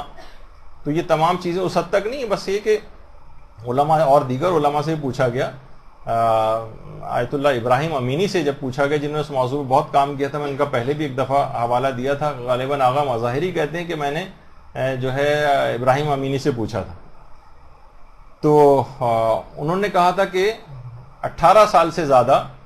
اس میں جو ہے وہ تاخیر نہیں کرنی چاہیے, لڑکیوں میں 16 سال سے زیادہ تاخیر نہیں کرنی چاہیے, لیکن چلیں اس میں 2-3-4 سال آپ اور آگے بڑھا لیں, لیکن اس سے زیادہ تاخیر کرنا, چلیں ہر ماحول اور معاشرے کی ایک الگ بات ہوتی ہے, تو اس سے زیادہ تاخیر کرنا یہ بہت نقصان دہ ہو جائے گا.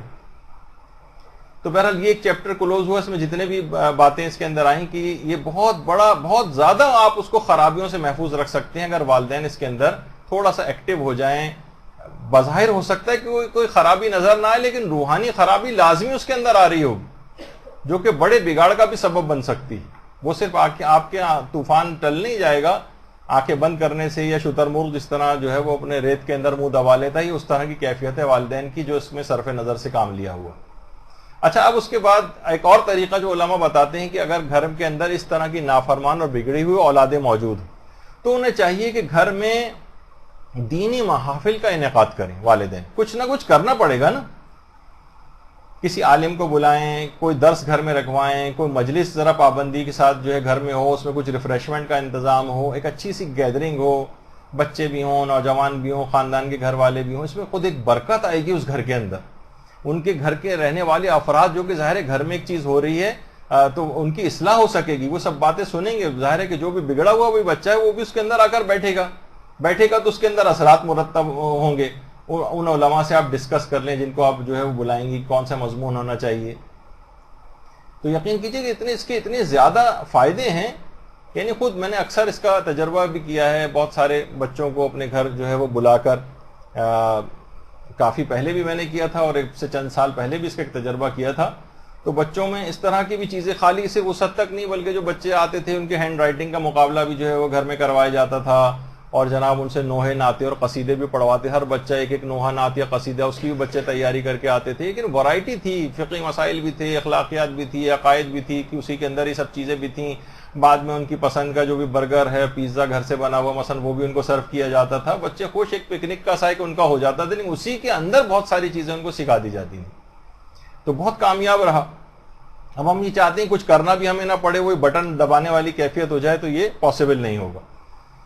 یا ہمارے دوستوں کا ایک گروپ ماشاءاللہ اس میں سے کافی سارے افراد تو آپ کی خدمت گزاری کے لیے خود مدرسے میں خدمات انجام بھی دے رہے ہیں. ایک کافی سال پہلے انہوں نے بھی اس طرح سے گروپ بنایا تھا کہ ٹھیک ہے ہر دفعہ ضروری نہیں کہ گھر میں درس وغیرہ کا سلسلہ ہی ہو. انہوں نے کہا چند دوست بیٹھ جائیں گے اور وہاں پہ بیٹھ کے تسبیحات کے اوپر ہم درود پڑھا کریں گے زیادہ سے زیادہ.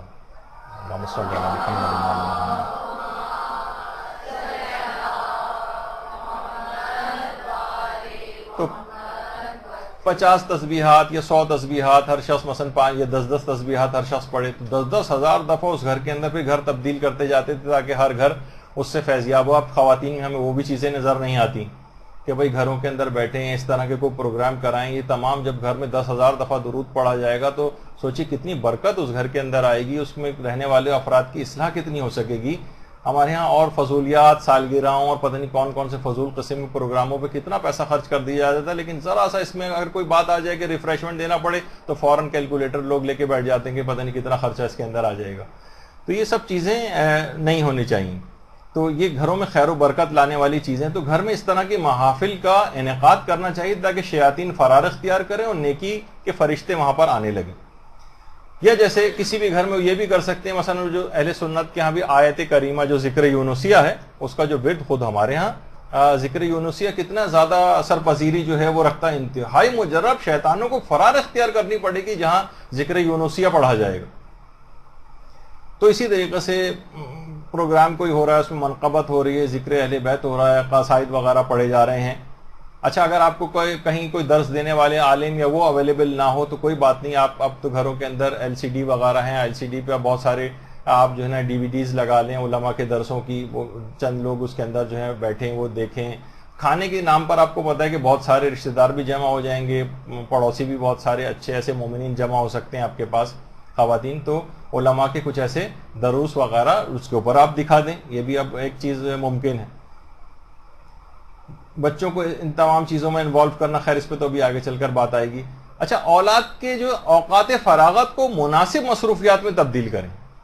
یہ بھی بگاڑ کا ورنہ ایک سبب بن جاتا ہے کہ صرف وہ بیٹھے ہوئے اور ہاتھوں میں، جیسے میں پہلے کہہ رہا ہوں کہ صرف اور صرف وہ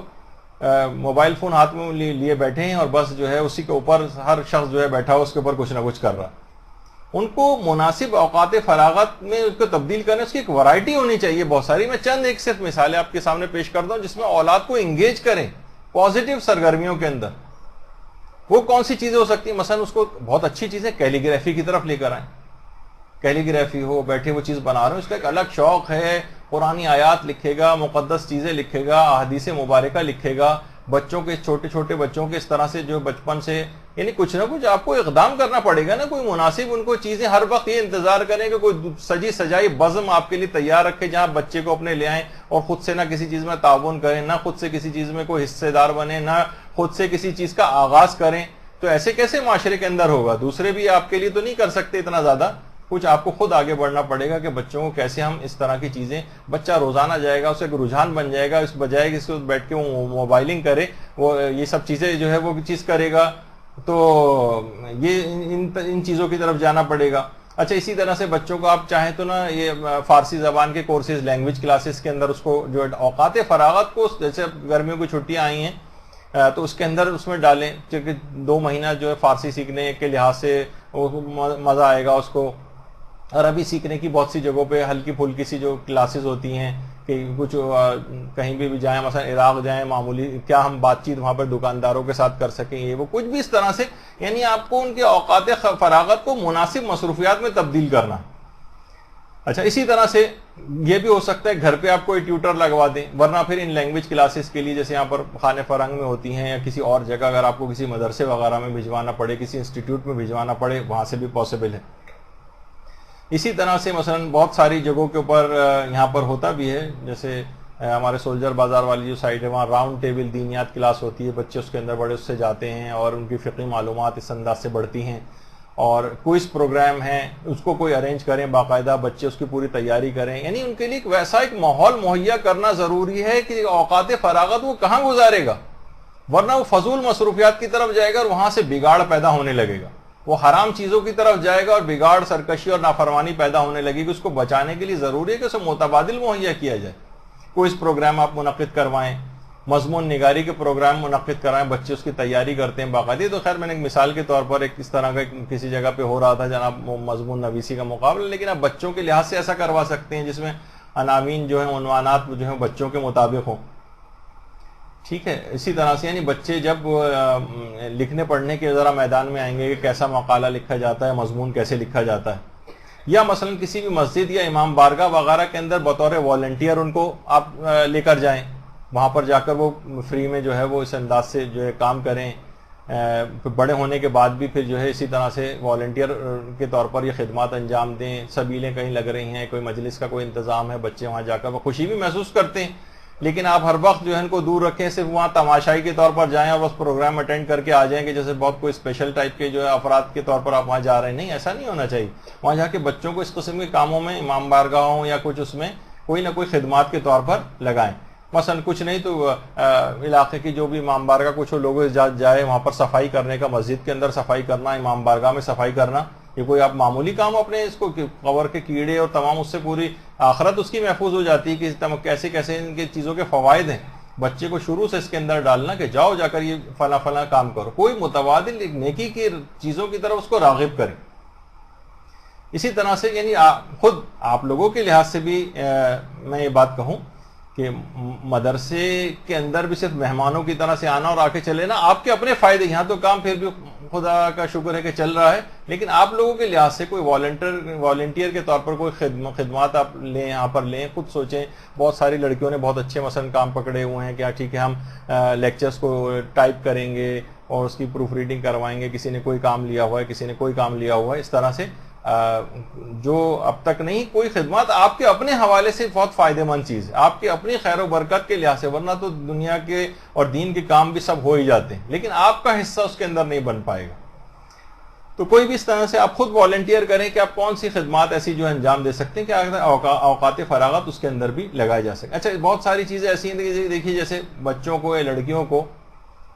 اس میں لگایا جا سکتا ہے، جیسے مثلا ٹیلرنگ، کپڑے سینا وغیرہ. آج کل یہ بھی دیکھ رہے ہیں کہ خواتین صرف مرد درزیوں کے پاس جا جا کے ساری یہ چیزیں کر رہی ہیں، اور معمولی سی چیزیں بھی، یعنی بعض اوقات یہ ہوتا ہے کہ اسکارف بھی جو سینے نہیں آتے ہیں خواتین کو، وہ بھی کسی ٹیلر ماسٹر سے جا کر جو سلوا رہی ہیں. چند ایک خواتین ہیں شاید، یا عورتوں کی جو چادر ہے وہ کیسے سی جائے گی معلوم نہیں ہے اور جا کے سلوانا پڑ رہا ہے. یہ بہت خرابی کی طرف معاملات جا رہے ہیں، جو کہ کام بہت سارے آپ خواتین کے کرنے کے ہیں وہ مردوں نے اس انداز سے پکڑ لی. جیسے وہ تھا ایک لطیفہ پہلے بھی آپ کو سنایا تھا، ایک صاحب نے کہا کہ اپنے دوست سے کہ بڑی شرم کی بات ہے، کل میں دیکھ رہا تھا کہ تم جو اپنی بیوی کے ساتھ کپڑے دھو رہے تھے. تو اس نے کہا تو شرمانی کون سی بات ہے، جب وہ میرے ساتھ روٹیاں پکوا سکتی تو کیا میں اس کے ساتھ کپڑے نہیں دھلوا سکتا. تو بہرحال وہ گھر کے سارے کام جب مرد حضرات اس انداز سے کر رہے ہیں تو آپ نے سوچا کہ شاید ہماری تو کوئی ضرورت ہی نہیں ہے، مردوں نے یہ والا بھی سارے کام اٹھا لیے ہیں اپنے کندھوں کے اوپر. تو بہرحال اسی طرح سے جو کوکنگ وغیرہ کی جو چیزیں ہیں، اور لڑکیوں کو شروع سے اس میں ڈالیں اوقات فراغات میں، ان کا پازیٹیو طرف جو ہے وہ دماغ جائے. اب چاہے اس کے لیے ان کو کوئی کوکنگ کلاسز کے اندر بھی آپ کو ہو سکتا ہے کہ لے جانا پڑے، ذرا آپ کو محنت کرنی پڑے گی. البتہ چھوٹے بچوں کو اس سے دور رکھنا ہے آپ کو، کہ ورنہ وہ اس کو جس انداز کا کام نہ کرنے لگے. تو بہرحال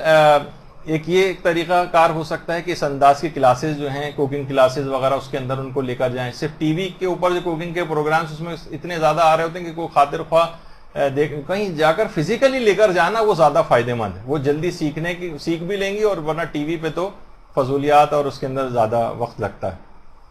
اچھا ابھی جو اس سے پہلے بات ہوئی، کم سے کم اولاد کو اس بات کا عادی بنائے، اب چاہے باپ کتنا ہی مصروف کیوں نہ ہو، ماں کتنی مصروف کیوں نہ ہو، ہفتے وار کسی نہ کسی ایک جگہ درس میں، ظاہر شہروں میں کہیں نہ کہیں ہوتے ہیں، نہیں ہوتے تو آپ انعقاد کروائیے، اور اس میں اپنے فیملی کے ساتھ جا کر باقاعدہ شریک ہوں. بہت اثرات نکلیں گے، بہت بہترین اثرات. بگڑی ہوئی اولاد کو اس میں سے بگاڑ ختم کرنے کے لیے بہترین عمل جو ہے آپ کا یہ قرار پائے گا. تو اس لحاظ سے درسوں کے اندر جو ہے وہ شرکت ہو. مردوں کے لحاظ سے اگر جو ہے وہ اس کے اندر بھی جا کر وہ شریک ہوں. کسی بھی عالم کے ساتھ کوئی فکری نشست ہو، وہاں پر اپنے اولاد کو لے کر جائیں کہ کچھ سوالات پوچھنے ہیں، کچھ کرنا ہے ان کے پاس اس انداز سے. تو علماء کے پاس جانا، ربط ضبط بڑھانا، اس سے بھی ان کا کافی حد تک بگاڑ جو ہے وہ ختم ہوتا ہے. اسی طرح سے مثلا کوئی بچوں کے کوئی بھی جو اسپیشل ٹائپ کی کوئی کلاسز ہیں وہ اگر آپ کروا سکیں، ان کے کچھ بچوں کے، اچھا ایسے علماء بھی کہ جو کہ دیگر چیزیں بھی پڑھا سکیں. آج کل کچھ ایسے طالب علم بھی آ رہے ہیں کہ وہ اچھے او لیول اے لیولز وغیرہ کی ٹیوشنز بھی پڑھاتے ہیں، اور دینی طالب علم بھی ہیں وغیرہ. اس طرح کے بھی اگر ہو جائیں تو بچوں پر، اور یعنی ٹیچر کا بھی ایسا انتخاب کروا دیں جو نیکی کی باتیں بھی اس کو ساتھ ساتھ بتاتا جائے. کسی بھی معلمہ کے ساتھ مثلا کوئی اس کی نشست کروا دیں اپنے بچوں کی، اس کے بھی اثرات ہوتے ہیں. مثلا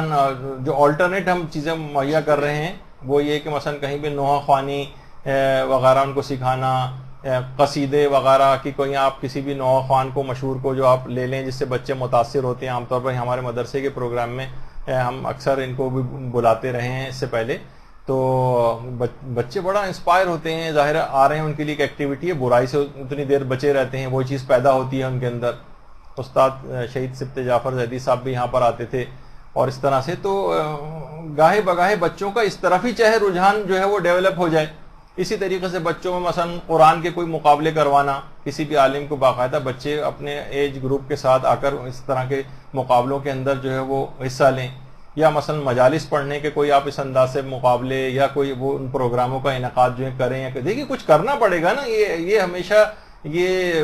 پکی پکایا جو کھانے کا جو ریڈی میڈ جو چیزیں ہیں یہ ذرا رجحان کم ہونا چاہیے. خود ایفرٹ کرنی پڑے گی تو یہ چیزیں سب نظر آئیں گی.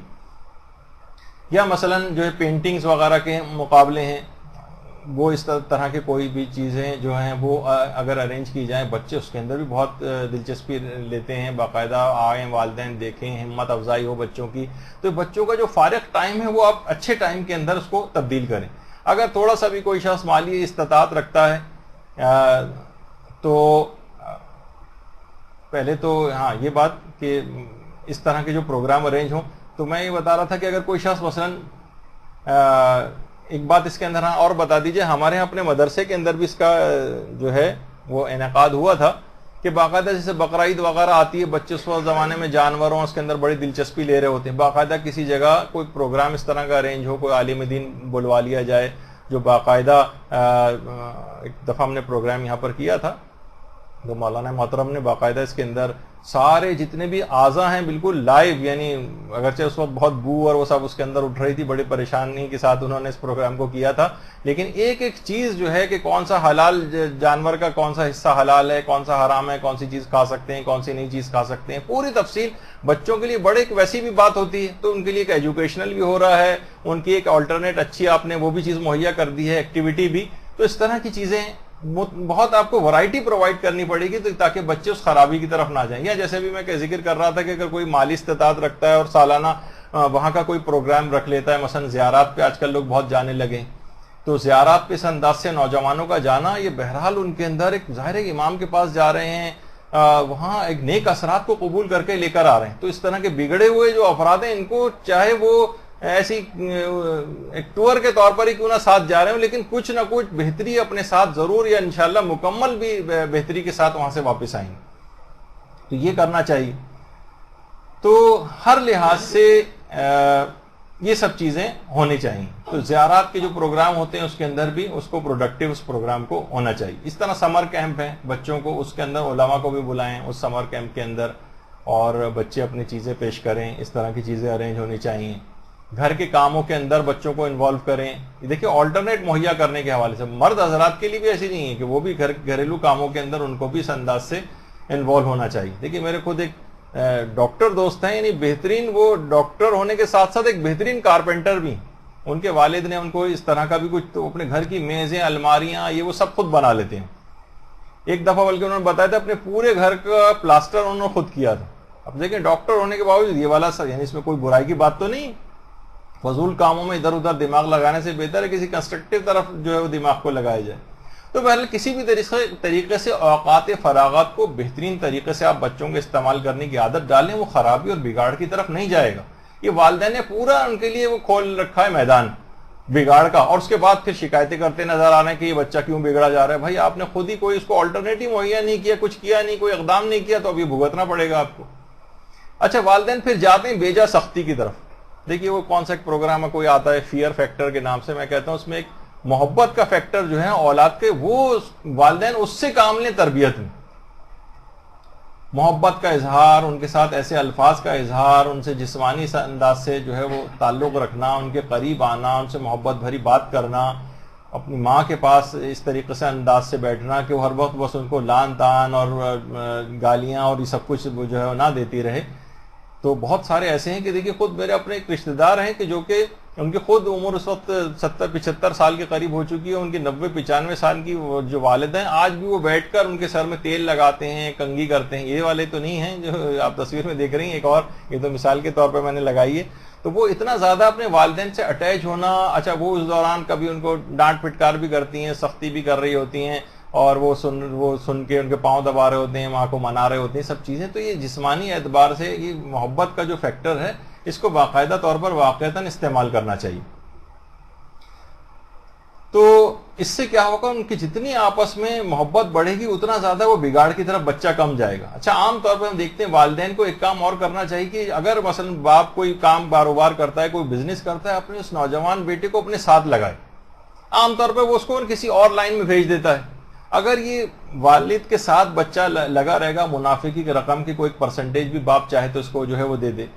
کچھ چاہے تو اپنی طرف سے اچھی سیلری اس کو پہ امپلائی رکھ لے, اس طرح وہ باپ کے قریب بھی رہے گا, دونوں میں ایک انڈرسٹینڈنگ بھی ڈیولپ رہے گی, اور یہ بگاڑ کی طرف نہیں جائے گا. عام طور پر کاروباری جو باپ ہوتے ہیں وہ بھی کہتے ہیں بچہ کہ ٹھیک ہے اپنے مطابق جہاں جو جائے کرتے رہو, تو وہ باپ سے ڈیٹیچ ہو کے دور جا کے کچھ کرنا شروع کر دیتا ہے, والد سے ایک لحاظ سے دور ہو جاتا ہے. باپ کو چاہیے کہ اپنے ساتھ ملائے اس کو کچھ سہولیات مہیا کرے, نوجوانی میں کچھ پیسہ بھی ہے اس کے ہاتھ میں آنے لگے گا, کچھ سیونگ بھی کرنے لگے گا, تو اس کو ذرا اچھا محسوس ہوگا. تو یہ ایک طریقہ کار ہو سکتا ہے. اولاد سے مثلا مشورہ جو ہے وہ لیں, پیغمبر بھی اپنے اصحاب سے مشورہ لیا کرتے, تو اولاد سے مشورہ لینے میں کوئی ایسی چیز نہیں ہے. گھریلو کاموں میں اس کو ذمہ دار اولاد کو بنائیں. یہ سب چیز ایسی ہیں کہ جو کہ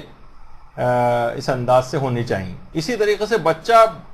دیکھیے اس کے اندر ایک اصول یہ بھی ہے کہ باپ جو ہے تدریجاً اپنا روب کم کرتا جائے. بچہ جیسے جیسے بڑا ہوتا جا رہا ہے, باپ چاہیے کہ ذرا دوستانہ طرف چلا جائے, مناسب ہنسی مذاق بھی اس کے ساتھ کرے, بے جا اس کے ساتھ جو سختی نہ کرے. ماں کوشش کرے ذرا نسبتاً سہیلی بن کر اس کے ساتھ رہے.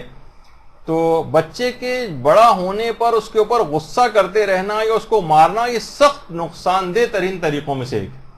ایسے بچے باغی بن جاتے ہیں, ان کے ساتھ نرمی سے پیش آنا چاہیے. تو یہ نرمی کو جب بھی بہترین سیاست روایت کے اندر کہا گیا, اور باقاعدہ ایک بہترین اصول بھی اس میں قرار دیا گیا ہے. اصول یہ ہے کہ دیکھیے اگر بچہ بگڑا جا رہا ہو تو پہلے تو اس کو نرمی سے سمجھائیں. نرمی سے نہ سمجھ رہا ہو تو سختی کر سکتے ہیں, اور سختی سے بھی نہ سمجھ رہا ہو تو دوبارہ نرمی کی طرف چلے جائیں. سختی کے بعد مزید سختی کی طرف نہ جائیں. بات چیت بند کر دی اور جو ہے اس کو گھر سے نکال دیا اور فلاں چیز کر دی, اس سے مسلسل جو ہے وہ بگاڑ مسلسل پیدا ہوتا چلا جائے گا, جو کہ یہ نہیں کرنا چاہیے. اسی طرح سے نافرمان اور جو باغی اولاد ہے اس کی دوستوں اور سہیلیوں سے بھی اس سلسلے میں مدد لی جا سکتی ہے. مثلا پتہ چل رہا ہے, بچے پوچھیں کہ بھائی اس کا دوست آ کے خبر دیں گے کہ آج کل مثلا یہ سگریٹ پینے لگا ہے, یا مثلا کوئی اور برائی کی اس انداز سے, برے دوستوں سے بھی اس کو بچانا ہے, اور بعض اوقات دوستوں کے سے ذرا قریب ہو جائے تاکہ تھوڑی سی جاسوسی میں بھی اس کی سہولت رہے گی بچے کی. لیکن یہ بھی کہا جاتا ہے کہ والدین کے کہنے پر بھی اگر کوئی جوان بیٹا نماز نہیں پڑھتا ہے, روزہ نہیں رکھتا, تو محلے کی کسی لڑکی سے بھی کہلوا کے دیکھیں, انشاءاللہ پورے نماز روزے بھی رکھے گا اور اعتکاف میں بھی بیٹھ جائے گا. کسی جگہ میں نے لطیفہ پڑھا تو میں نے کہا کہ چلیں آپ سے بھی شیئر کر دیتا ہوں, کہ کسی سے بھی اگر نہیں سمجھ رہا ہو تو یہ تو محلے والے سے تو سمجھ ہی جائے گا. تو بہرحال اچھا, بعض اوقات یہ بھی ہوتا ہے کہ کسی خاندان کی کسی شخصیت سے متاثر ہوتا ہے بچہ, اگر آپ سے نہیں سنبھل پا رہا ہے تو خاندان کی اس شخصیت کے تھرو اس کو سمجھوا دیں. وہ اس کو بلائے باتوں باتوں میں, ایسا نہ لگے کہ آپ نے اس سے شکایت کی ہے, لیکن وہ اپنے طور پر سمجھا دے. کسی عالم دین سے اگر متاثر ہے وہ نوجوان یا وہ مثلا, تو اس کی آپ جو ہے وہ خدمات لے سکتے ہیں. کیونکہ دیکھیے ان کے پاس جانا, علماء کے پاس گاہے بگاہے, جب بھی اس کی اہمیت بھی ہے کہ نیک اور صالح جو ہے وہ بن جاتا ہے انسان. تو لوگ اپنے بچوں کو باقاعدہ علماء کی زیارت کے لیے, کہ مثلا رہبر معظم میں خطاب کریں تو باقاعدہ ایک بچے کو اونچا کر کے کہ وہ مثلا دیکھ رہا ہے, یعنی شروع سے علماء کی طرف ایک رغبت اس کو دلانا, نیک اور صالح افراد کی طرف, تاکہ وہ انہی کو دوست بنائے, خراب لوگوں کی طرف نہ جائے. تو اس انداز سے کسی بھی عالم سے مدد لی جا سکتی ہے جس سے بچہ متاثر ہو. ہاں, بچے کو اگر علماء سے سب سے دور رکھا ہے ساری زندگی تو وہ تو وحشت کرے گا, جیسے کہ عام طور پہ شادی کی تقاریب میں ہوتا ہے کہ سب سے زیادہ جو بیچارے کونے میں کہیں بیٹھے ہوتے ہیں, کسی مذہبی آدمی کو تلاش کر کے لایا جاتا ہے کہ ذرا مولانا کے ساتھ آپ تھوڑی دیر بیٹھ جائیں, باقی سب لوگ وحشت کرتے ہیں اور دور بیٹھتے ہیں ان سے جا کر. تو اچھا, بچے کے جو دوست ہیں ان کا بھی خصوصیت کے ساتھ, جو اس سے پہلے بھی میں نے کہا تھا کہ احترام کرنا چاہیے, ان کی خاطر مدارات کرنا چاہیے, ان کو ڈیگریڈ اور ذلیل نہیں کرنا چاہیے. ان سے بچوں کے متعلق بہت ساری معلومات آپ کو اپنے اولاد کے متعلق رہے گی, تو ان سے اچھا چیز بنا کر رکھیں. بہت سی باتیں اس کے دوستوں سے سمجھوا بھی سکتے ہیں کہ دیکھو یہ ہم سے نہیں سمجھ آ رہا, لیکن جب وہ دوست کہے گا تو اس سے بات سمجھ میں آ جائے گی. تو ہمیشہ محبت کا جو ایک رویہ ہے وہ اس کے, اچھا دوست ہو سکتا ہے کہ اس کے دوست بھی ایسی کیلنڈر ٹائپ کے ہوں گے بعض اوقات, تو آپ ہر وقت ان کی برائی کرنا اور یہ سب کچھ جو ہے وہ نہیں کرنا چاہیے, کیونکہ انہی دوستوں میں کوئی نہ کوئی ایک ایسا دوست بھی اس کو ٹکر جائے گا کہ جو کہ نیک ہوگا, دیندار ہوگا, اس سے بھی کام لے کے اس پر دینداری کا کام جو ہے وہ کروایا جا سکتا ہے. لیکن دوستوں کی آگاہی رکھنا بہت ضروری ہے, کون کس طرح کے دوستوں سے کے قریب ہے, اور کچھ ایسی فیملیز سے بھی اس کی دوستی کروا دیں کہ جو نیک اور دیندار ہو, تاکہ وہ نیک دوستوں کی طرف جائے. اچھا, اسی طرح سے دیکھیے وہ جو اس سے پہلے بھی میں نے کہا کہ بچوں کے ساتھ محبت کا جو رویہ ہے, کہ بچوں کے ساتھ جو محبت آمیز رویہ ہے یہ پیغمبر کی عادات میں سے ایک ہے کہ بچوں کے ساتھ پیار و محبت کرنا پیغمبر کی خصوصی عادات میں سے تھا. باقاعدہ محجت البیضاء میں ملا محسن فیض کاشانی جن کی قبر مبارک ہے تو وہ اپنی کتاب میں انہوں نے لکھا ہے کہ جب بھی پیغمبر رستے میں سے کسی جگہ جاتے تھے اور رستے میں واپس آ رہے ہوتے تھے تو پیغمبر کو رستے میں اکثر بچے جو ہے وہ گھیر لیتے تھے. پیغمبر بچوں کو دیکھ کر ٹھہر جاتے تھے, انہیں اپنے پاس بلاتے تھے, کچھ کو گود میں لے لیتے تھے, کچھ بچے ان پیغمبر کی پیٹھ پہ لٹک جایا کرتے تھے اور پیغمبر اپنے اصحاب سے کہتے تھے کچھ بچوں کو تم گود میں اٹھا لو. یعنی ظاہر پیغمبر 2 بچوں سے زیادہ تو نہیں اٹھاتے تھے تو اصحاب بھی اٹھاتے تھے, تو بچے بعد میں فخر و مباحت کرتے تھے کہ ہمیں پیغمبر نے اپنی گود میں اٹھایا. تو پیغمبر اس فیکٹر کو, محبت کے فیکٹر کو جو ہے وہ استعمال کرتے تھے. یہی وجہ ہے کہ آغا مہدی شمس الدین جو لبنان کے کتنے مشہور عالم گزرے, انہوں نے باقاعدہ کتاب لکھی ہے داستان ازواج و تربیت کے نام سے. اس میں ایک مرتبہ ایک تربیت یافتہ بچے کی معرفت کا ایک انداز پیغمبر نے کے سامنے ایک بچے نے اس کا مظاہرہ کیا کہ ایک چھوٹا سا بچہ تھا, پیغمبر کو اس نے دیکھا, پیغمبر کو بچے نے دیکھا اور آ کر سلام کیا پیغمبر نے سلام کا جواب دی. ٹھیک ہے, آغا مہدی شمس الدین نے اس روایت کو لکھا ہے. پیغمبر نے بچے سے ایک سوال کیا جس طرح بچوں سے عام طور پہ سوال کیے جاتے ہیں کہ بیٹا کیا تم مجھ سے محبت کرتے ہو؟ بچے نے کہا خدا کی قسم یا رسول اللہ بالکل آپ سے محبت کرتا ہوں. اچھا, پیغمبر نے جس طرح بچوں سے سوال کیا جاتا ہے اچھا بتاؤ کیا اپنی آنکھوں کی طرح سے مجھ سے بھی محبت کرتے ہو جتنی اپنی آنکھوں سے کرتے ہو؟ ہاں یا رسول اللہ اس سے بھی زیادہ کرتا ہوں. اچھا, کیا جتنی محبت اپنے ماں باپ سے کرتے ہو اتنی کرتے ہو؟ کہا کہ نہیں یا رسول اللہ اس سے بھی زیادہ کرتا ہوں. اچھا, کیا اپنی جان سے بھی زیادہ محبت کرتے ہو؟ کہا یا رسول اللہ اپنی جان سے بھی زیادہ محبت کرتا ہوں. اچھا, رسول نے اب ایک لحاظ سے ایک بڑا جو اس کی معرفت کا جب طریقہ دیکھا, رسول نے ایک زیادہ ویسا سوال اس سے کیا معرفت کی تاکہ اس کی نشاندہی ہو جائے. اچھا, جتنی محبت مجھ سے کرتے ہو اتنی اپنے پروردگار سے بھی کرتے ہو؟ بچے نے کہا اللہ اللہ یا رسول اللہ, یہ مقام نہ آپ کے لیے ہے نہ دوسروں کے لیے, میں خدا ہی کی خاطر تو آپ سے ہی محبت کرتا ہوں. درود بھیجے محمد علیہ صلی اللہ علیہ وسلم.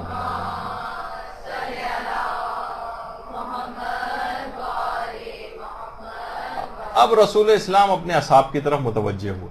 کہا تم لوگ بھی اسی کی طرح خدا سے محبت رکھو کیونکہ اس نے تم پر احسان کیا ہے اور تم پر نعمتیں کی ہیں, اور مجھ سے محبت رکھو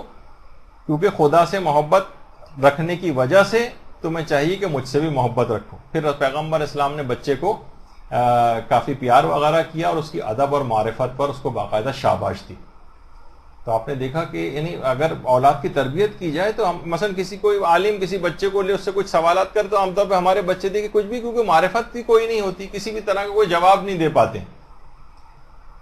تو علماء نے ایک طریقہ یہ بھی بتایا کہ اگر بگڑی ہوئی اولاد یہ بالکل نہیں سمجھ رہی ہو تو آپ کو اگر اسے کوئی بات سمجھانی ہو تو تاثیر کے لیے آپ کو چاہیے سمجھانے سے پہلے 2 رکعت نماز پڑھیں. 2 رکعت نماز پڑھیں, نماز پڑھنے کے بعد پروردگار سے دعا مانگیں کہ میرے اللہ اس بیٹے کو سمجھانا یا اس اولاد کو سمجھانا میرے تو سمجھ میں نہیں آ رہا ہے کہ اسے کیسے سمجھاؤں, آپ ہی میرے جو بات ہے اس کے دل میں اتار دیجیے. تو دلوں کا مالک دیکھیے اللہ ہے, اللہ مقلب القلوب ہے. باقاعدہ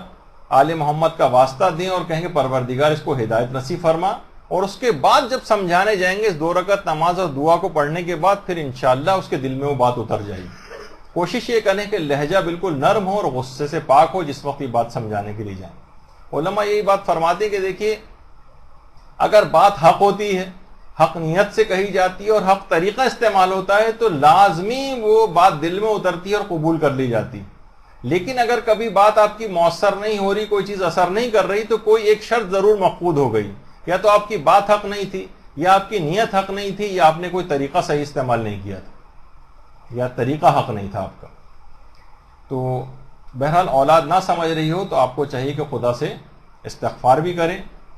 اولاد کے سلسلے میں جامع منصوبہ بندی وہ کریں, اور اس کے جو قریبی مخلص جو آپ کے رشتہ دار ہیں ان سے بھی آپ مدد لیں، اس سے پہلے بھی میں بات کر چکا ہوں. اور دعاؤں کے جو سلسلہ ہے، مایوس ہو کر کم سے کم دعا کو ترک نہ کریں. دیکھیے دعا کرنے میں نہ تو آپ کو کوئی پیسہ خرچ کرنا پڑتا ہے، نہ کوئی جان مارنی پڑتی ہے. دعا تو ابھی آپ نے بہت ساری ابھی دعائیں سن بھی لی ہیں کہ اگر خوب دعائیں اگر آپ کریں گی تو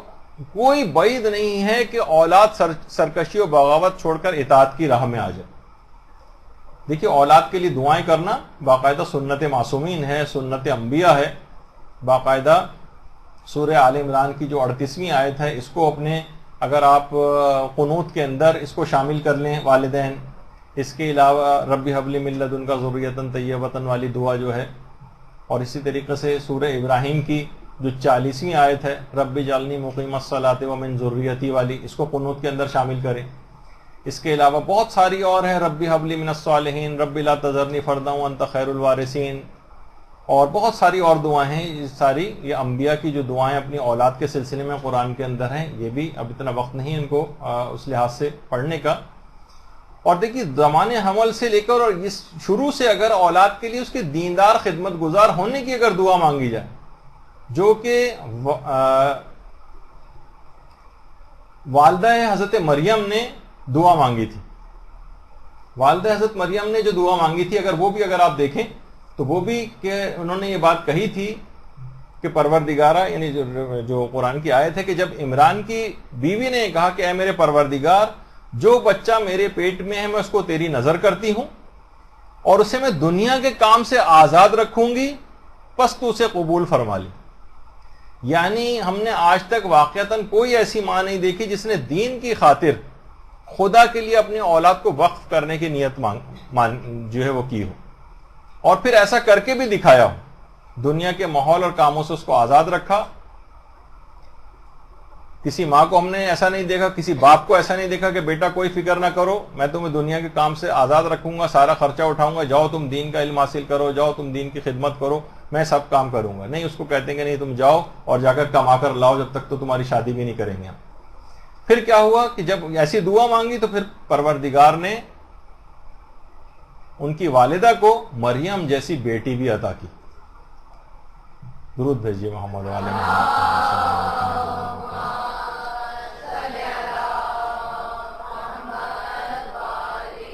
تو دعائیں کرنا بالکل لازمی. اچھا علماء نے ایک چیز اور بتائی، بس اس پہ ختم کریں گے، کہ دیکھیے تربیت میں کوشش سے بھی زیادہ تفویض کا کام ہے. تفویض، اپنے امور کو اللہ کے سپرد کر دیں. ایک عالم فرماتے ہیں کہ نہ جانے کتنے لوگ مجھ سے علم حاصل کر کے گئے لیکن میرے بیٹا مجھ سے علم حاصل نہیں کر سکا، پڑھ کر ہی نہ دیا. ایک دن مجھے اپنے قلب پر ایک لحاظ سے القاء ہوا کہ تم تفویض سے کام لو.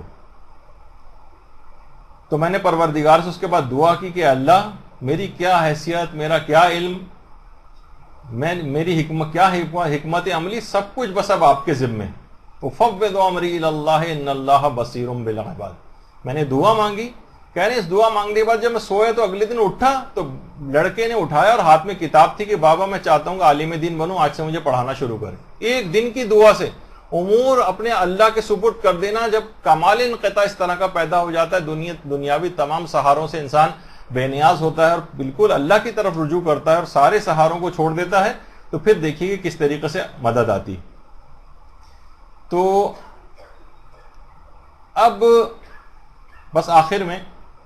بہت ساری دیکھیے کہ چیزیں تشنا اس کے اندر پھر بھی رہ گئی ہیں. آخر میں بس پروردگار عالم سے دعا ہے،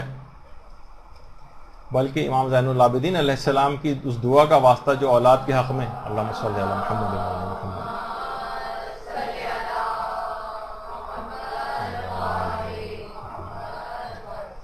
کہ سب پریشان والدین جو ہیں جو اپنی اولادوں کے بگاڑ کے سلسلے میں پریشان ہیں، پروردگار ان کی اس بگڑی ہوئی اولاد کو اطاعت گزار اولاد ان والدین کی اور اپنے اللہ کا فرما بردار تو بنا دے، تاکہ انہیں دین پر عمل کرتے دیکھ کر والدین کی آنکھیں ٹھنڈی ہوں اور سب تیری اس جاویدانی جنت میں ایک ساتھ ہمیشہ کے لیے جمع ہو جائیں. تو باتیں اس کے اندر بہت زیادہ تھیں، بہت سارے پہلو بھی تشنا رہ گئے، لیکن کسی نہ کسی طور پر تو ہمیں اس موضوع کو جو ہے آج ہر صورت میں مکمل کر لینا تھا. تو یہاں پر آج ہم اپنی اس گفتگو کو اختتام پذیر کر رہے ہیں، لیکن امید ہے کہ آپ اس سلسلے میں اپنا مطالعہ جاری رکھیں گی اور اس سلسلے میں باقاعدہ کام کریں گی، اور اس کو اپنی مجالس میں یا جہاں جہاں کہیں آپ تقاریر کے سلسلے میں بھی جاتی ہیں، مجلسیں پڑھتی ہیں، وہاں پر اس کو زیر بحث ان عنوانات کو آپ لے کر آئیں گی، انشاءاللہ پھر معاشرے کے اندر ایک باقاعدہ ایک تبدیلی پیدا ہوگی۔ وصلی اللہ علی محمد وآلہ الطیبین الطاہرین۔ درود بھیج۔ اللجن يا مولا اللجن اللجن